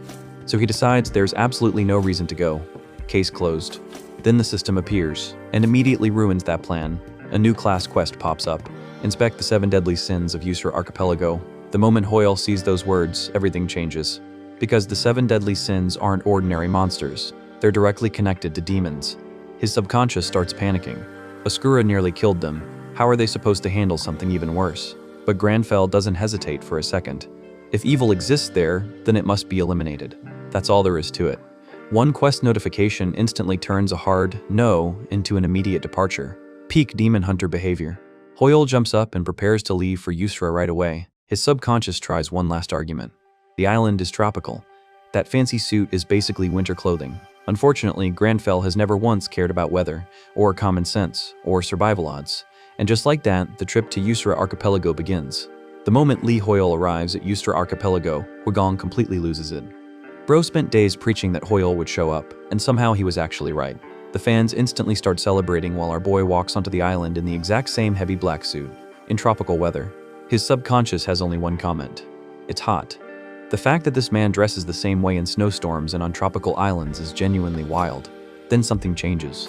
The moment Hoyle steps onto the island, he feels a massive evil presence surrounding the entire place. A system warning appears. Natural enemy activates automatically. The evil influence is so overwhelming that even his subconscious realizes this isn't normal demon territory. The island itself might be corrupted. Instead of panicking, Hoyle gets excited. Because if evil is everywhere, then his natural enemy buff is active everywhere too. From his perspective, the entire island just volunteered to become free XP. Meanwhile, deeper in the jungle, Huigong is secretly following him while streaming to nearly 100,000 viewers. Everyone keeps trying to figure out Hoyle's strategy. The funny part is that Hoyle's actual strategy is much simpler. He's looking for the weakest monster he can find. The island's easiest monster is a level 390 golden sand scorpion. Everything else basically screams instant death. Our guy keeps pretending he's searching for a worthy opponent. His subconscious is busy searching for something that won't immediately send him back to the respawn screen. Elsewhere, Huigong promises his viewers that he'll never interfere with Hoyle's journey. Apparently, he's so forgettable that dungeon traps sometimes ignore him. Honestly, that's less a skill and more certified NPC behavior. Just then, Hoyle hears a loud roar coming from deeper in the forest. When he investigates, he finds members of the Second Sun Guild getting absolutely folded by a monster. They're running for their lives while arguing with each other. One guy is screaming for support. The archer is screaming that the monster is too shiny to aim at properly. Then the monster finally appears. An emerald tiger. Level 420. The same monster Hoyle's survival chart basically labeled instant death. Naturally, it's the first thing he encounters. Truck-kun couldn't find this level of bad luck. The guild members finally notice who's standing behind them. Lee Hoyle. They're shocked. Hoyle is shocked too, just for completely different reasons. His subconscious is internally screaming because he wanted a warm-up fight against a scorpion. Instead, he got a boss monster only 10 levels below Count Ascura. Still, running isn't an option. So he starts analyzing the battlefield. The tiger's crystal body reflects sunlight and makes it harder to track. But if it can't move, it can't use any tricks. With that conclusion reached, Hoyle immediately attacks. A massive explosion of flame erupts directly into the tiger's path and stops it cold. The Second Sun members are completely stunned. Then Hoyle decides this is the perfect moment to test Marcelo's new spell. Ignition. One cast, that's all it takes. A gigantic pillar of golden fire erupts and swallows the entire area. The Emerald Tiger never gets a second chance. Power gap moment achieved. Bro used a freshly learned spell once and deleted a level 420 monster. Even Huigong's viewers can't believe what they just saw. Some of them thought Hoyle was an alchemist. Those allegations died instantly. The system starts calculating rewards. Hoyle levels up, and his subconscious becomes Marcelo's biggest fan. The new brooch restored mana. Ignition worked perfectly. Everything is coming up, Hoyle. Meanwhile, the surviving guild members are still staring at the crater. They can't process what happened. As far as they're concerned, a level 420 monster just got one shot. Elsewhere, Second Sun Guildmaster Shrike is having a terrible day. His strategy was to split his forces and collect rewards from multiple routes. Instead, everyone got stuck on the outskirts while rival guilds pushed deeper into the island. Eventually, he admits he got greedy and orders his teams to regroup. Right then, reports start pouring in. One team says their route is basically finished, because Lee Hoyle already passed through it. Then another report arrives. Apparently, Hoyle received a personal quest from head mage Marcelo and is getting his own research lab inside the mage's tower. That finally gets Shrike's attention, because NPCs and players aren't supposed to build relationships that deep. At that moment, he realizes the rumors weren't exaggerated. Lee Hoyle might be far more dangerous than anyone expected. Back with Hoyle, he happily collects the Emerald Tiger's drop, a unique rank ingredient called pure emerald crystal. His subconscious immediately starts planning how to dump the crafting work onto the mage's tower researchers. A true strategist delegates. Then the atmosphere suddenly changes. A chill runs through his body. The evil presence surrounding the island becomes even stronger. The class quest window appears again. Something is wrong. Very wrong. Then the system reveals the truth. Yusra Archipelago is being taken over by greed. A destruction progress bar appears, and it starts filling. Across the island, every player sees the same warning. Nobody understands what's happening. Even Shrike is confused because Yusra isn't supposed to function like a normal rupture. But Hoyol immediately identifies the culprit: greed, one of the 7 deadly sins. As the island begins shaking apart, he calmly looks at the warning and lets out a small laugh. Meanwhile, his subconscious has a much more important question. Was it really humanity's greed that woke this thing up? Or was it the guy who got way too excited over a unique rank ingredient 5 minutes ago? The entire island starts shaking as the system finally reveals what's happening. Yusra Archipelago is being taken over by greed. And if the destruction progress reaches 100%, the demon of greed will fully awaken. Hoyol immediately understands the situation. Any demon hunter from Akshan would recognize the warning signs. The good news is that his quest isn't asking him to kill greed. The new objective is to stop its resurrection and protect the island's treasures from corruption. Just then, players start rushing deeper into the island. Word spreads that the Shining Guild already cleared an island and claimed a treasure. The moment everyone hears treasure, all common sense leaves the server. People start sprinting everywhere trying to grab loot before somebody else gets it. Soon the greed gets even worse. Guilds begin fighting each other over routes, rewards, and who reached an area first. Meanwhile, our boy is watching the whole thing happen. And he quickly realizes convincing every player to let go of their greed is impossible. His subconscious starts panicking. What exactly are they supposed to do now? Then Granfell comes up with a solution, a very Granfell solution. I will take all the treasure. The subconscious immediately blue screens, because somehow the plan to stop greed sounds suspiciously greedy.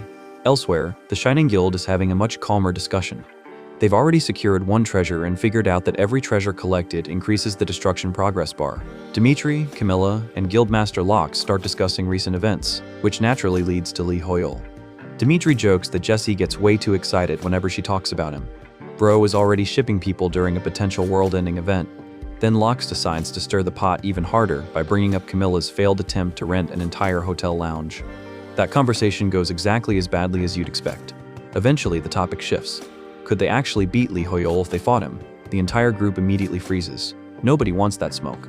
Locke quickly clarifies that he'd rather stay on Hoyle's good side, especially since Hoyle has never done anything against them. Right then, another treasure gets claimed. The destruction progress jumps again. This time, it's the unified Under Heaven Guild, and now everyone realizes the situation is accelerating fast. Back in the forest, Hoyle continues moving toward his completely reasonable goal of collecting every treasure on the island. His subconscious spends the entire walk questioning every life choice that led here. Then Hoyle suddenly stops. Someone familiar is standing ahead, the Lionheart Knights, one of the strongest Knight Orders from Arcana. And leading them is Harkon Kingsguard himself, a legendary captain from the old days. Hoyle immediately recognizes him and addresses him by name. The surrounding knights almost explode from the disrespect. Harkon, however, stays calm and asks for his name. When Hoyle introduces himself, even his own subconscious can't handle the amount of noble roleplay happening. My guy sounds like he accidentally wandered in from a historical drama. Harkon studies him carefully, then notices the Mage Tower brooch. Before he can say anything else, disaster strikes. A massive meteor crashes straight into the area. The entire battlefield erupts into chaos. Smoke fills the air. Knights start scrambling, and the gigantic monster emerges from the crater, the Great Turtle of Golden Canines, level 450. The owner of the island itself. Harkon instantly recognizes the threat and orders everyone to spread out. The monster's meteors are devastating. Nobody can even approach it safely. The situation gets worse by the second. Knights are getting overwhelmed. Visibility is terrible. And another meteor is about to land on one of Harkon's men. At that moment, Hoyle steps in. A massive defensive barrier appears and blocks the destruction. The problem is that maintaining it is draining his mana like crazy. Without Marcelo's brooch, he'd probably be unconscious already. So the new strategy becomes simple.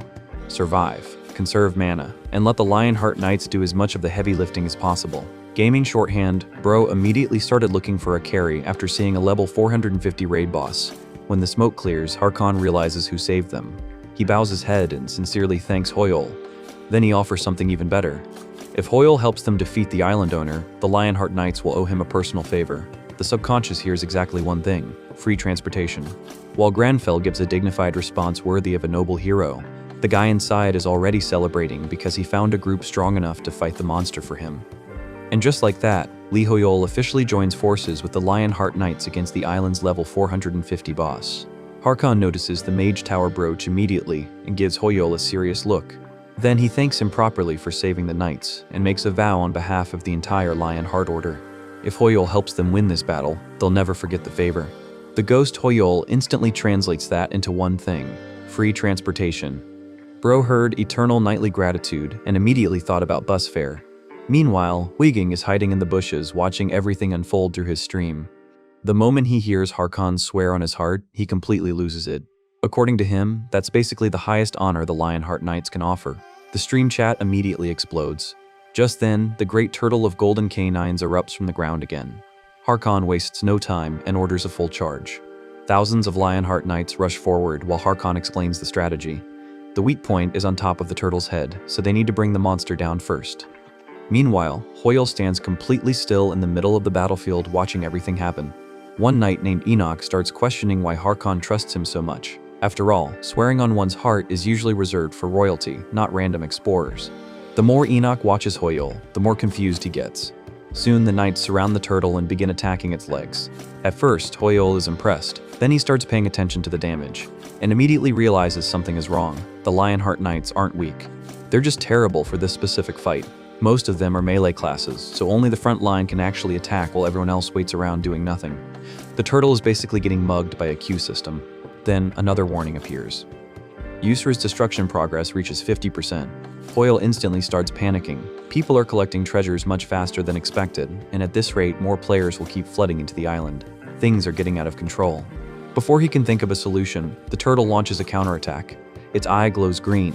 An earthquake tears through the battlefield. Then magma erupts from the ground beneath the knights. The entire front line descends into chaos as soldiers scramble to avoid falling into molten death. Watching the battlefield, Hoyol suddenly focuses on one word: space. The knights don't have enough room to attack. Then he remembers the floating pathways inside the mage tower, and immediately gets an idea. A moment later, he steps forward and shouts for Harkon. Then he tells him to prepare a charge. The knights turn around in disbelief. Hoyol raises his arm and unleashes a massive surge of mana. Blue magic circles appear across the battlefield. Floating platforms begin forming above the magma. Enoch nearly faints. Harkon recognizes the structure immediately: the stairways from the mage tower. Only somehow, Hoyol is recreating them in the middle of combat. The ghost Hoyol, meanwhile, is dying. His mana bar is getting absolutely obliterated. Outside, he looks like a final boss. Inside, he's filing for bankruptcy. Still, he tells Harkon to hurry up. The pathway is open. Harkon immediately understands. He leads the knights onto the floating platforms and launches a direct assault on the turtle's weak point. This time, the attack lands. A massive golden slash crashes into the monster's skull. Moments later, the island owner falls. System notifications immediately start flooding Hoyol's vision. The knights voluntarily surrender their contribution shares. Loot gets transferred, experience pours in, levels start flying upward. The ghost Hoyol completely freezes. What? After the battle, Harkon approaches him and explains the significance of the brooch. It was once a gift from the Emperor himself to the Mage Tower. Then Harkon kneels. Not just him. Every Lionheart Knight kneels with him. They swear to continue fighting alongside Li Hoyol. The contribution rewards spike even higher. And suddenly a glowing treasure appears. The island's treasure. The moment Hoyol sees it, he starts sweating. Taking the treasure should increase Greed's resurrection progress. Not taking it means somebody else will grab it eventually. Either way, things look terrible. Then the destruction bar climbs again, 60%. The ghost Hoyol immediately begins screaming at Granfell not to do anything stupid, which means it's already too late. Granfell calmly reaches out and grabs the treasure. No hesitation, no discussion, nothing. The ghost Hoyol accepts death.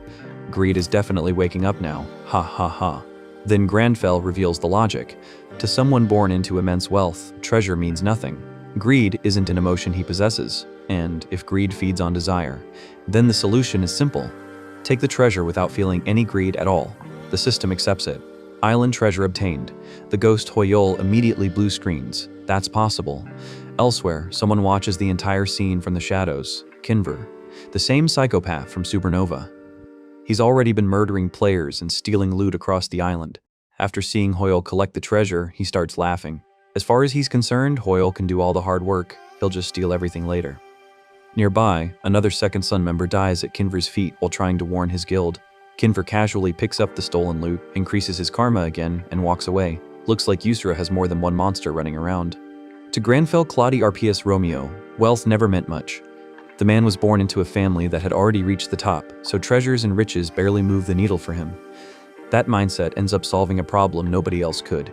Meanwhile, Huigang's stream completely explodes after watching Hoyle claim the treasure. The chat starts comparing his magic to spells used by the Mage Tower's highest authorities, and the fanbase somehow becomes even more unhinged than before. Hoyle calmly explains the answer. Stopping greed is simple. Take the treasure without feeling any greed. The system immediately accepts the logic and rewards him with the island treasure, Broken Crown. Then he finally examines the reward. It's a tiny broken piece of a crown. That's it. After all that build-up, our boy is completely unimpressed. The treasure was so disappointing it deleted the remaining greed on sight. Just then, a new notification appears. The Lionheart Knights have joined his party. Hoyle checks the list and nearly short-circuits. Harkon is level 600. Jessica is level 430. Enoch is level 400. Meanwhile, he's level 66. For a second, he thinks the system bugged out. Then Harkon reminds him about the promise from earlier. The knights weren't speaking figuratively, they're actually joining him. The ghost Hoyle immediately starts panicking. He thought, "We'll stand by your side," meant they'd be friendly if they met again. Apparently, it meant, "Here's a continent-level knight order." Very different conversation. Harkon explains that Hoyle saved their lives and proved he could take treasure without being consumed by greed. Because of that, the Lionheart Knights will become his sword and shield throughout Yusra Archipelago. The level difference alone is absurd. Bro accidentally unlocked premium bodyguards. Elsewhere, Kinver watches everything from the shadows. At first, he's excited. Between the island monsters and the Lionheart Knights, he figures Hoyle is setting himself up for a perfect assassination opportunity.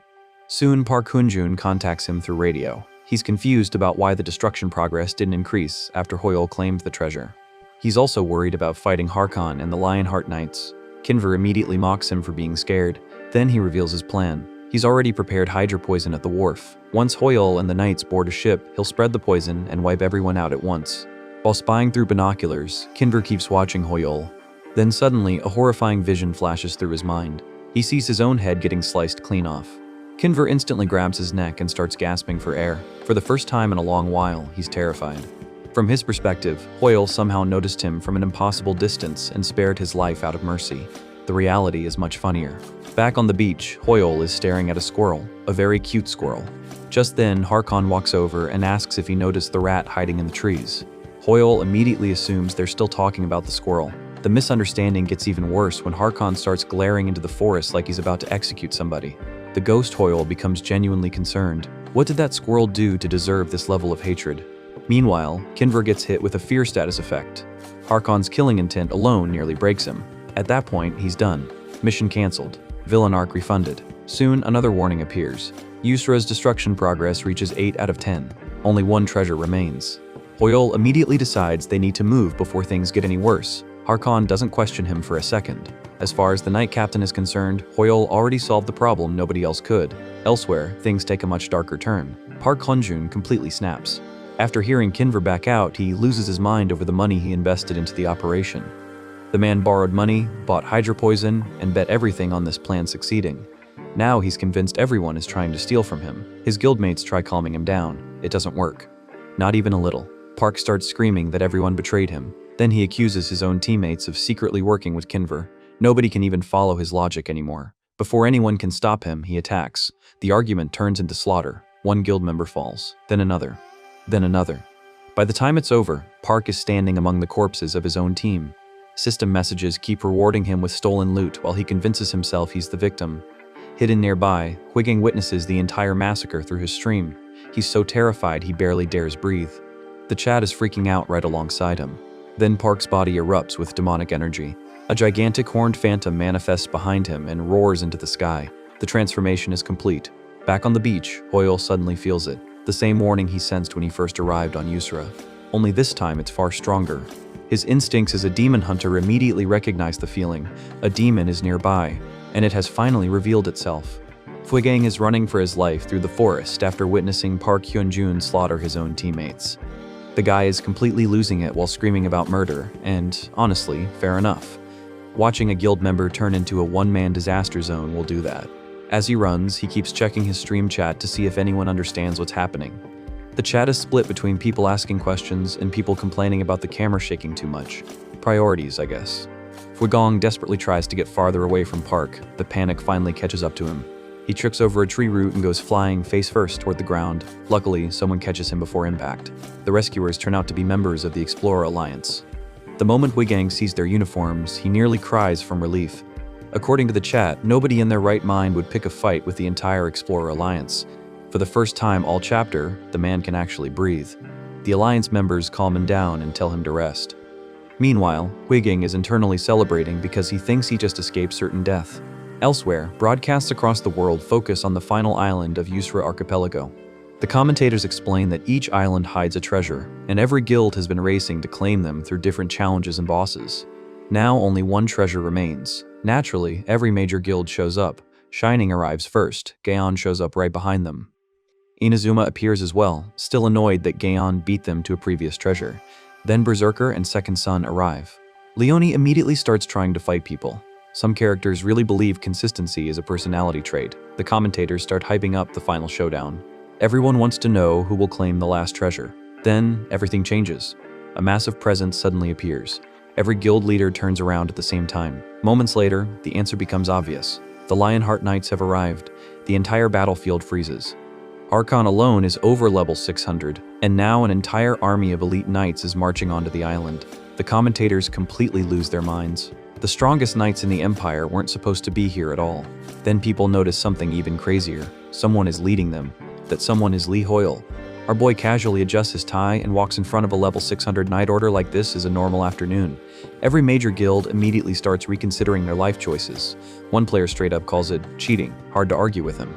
The commentators hype Hoyle up as if he's already won. Meanwhile, inside his head, Hoyle is having a complete meltdown. He expected attention. He did not expect the entire planet staring at him. Hisagi from Inazuma immediately tells his guild one thing: do not make an enemy out of Lee Hoyle.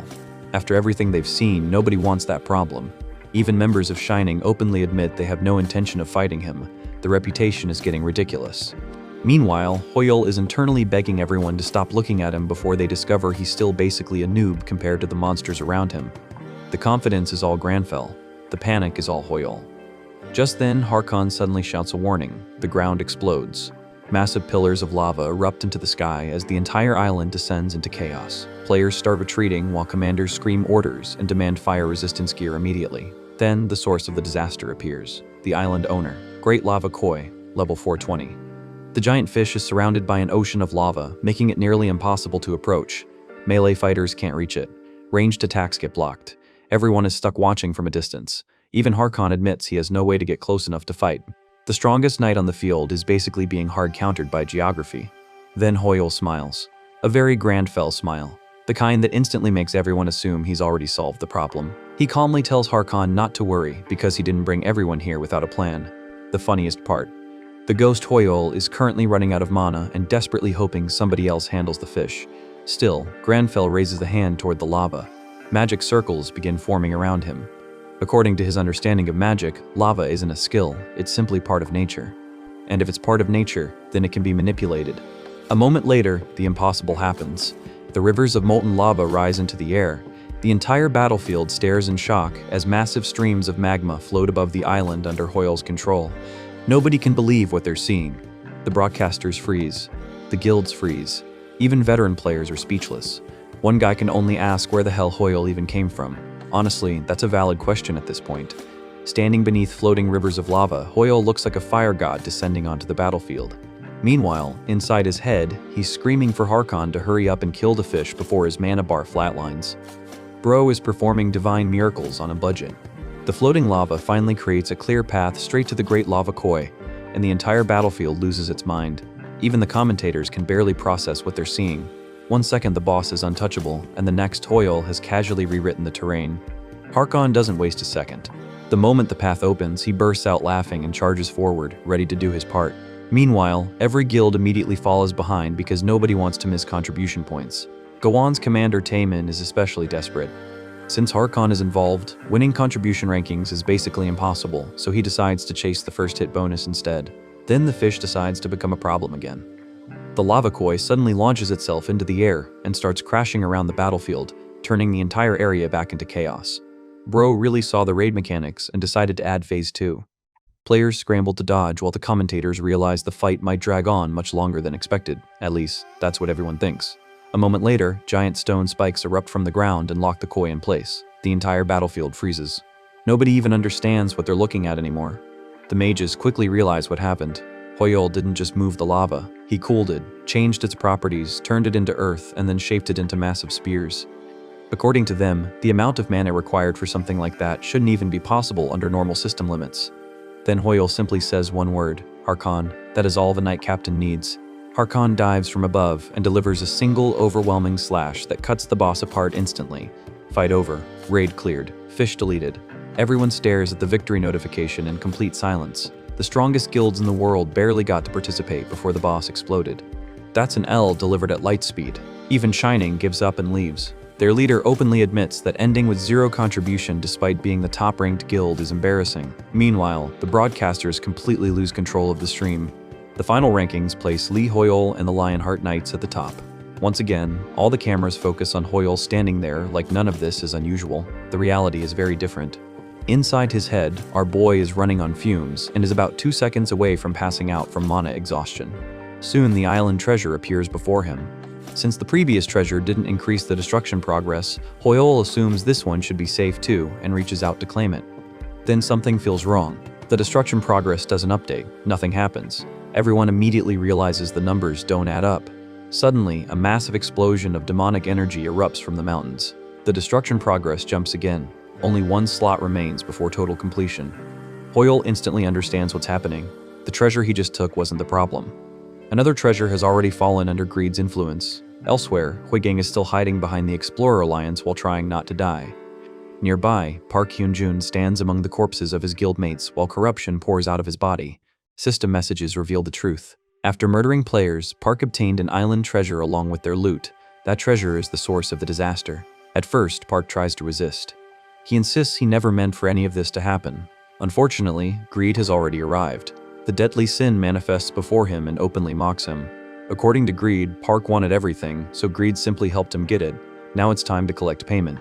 The situation is about to become fatal when Jessica Bright suddenly appears and cuts through the darkness. The Lionheart Knights have arrived. Huigang nearly cries from happiness. The second he sees Jessica, he already knows who must be coming next. Sure enough, Hoyle appears on the ridge overlooking the battlefield.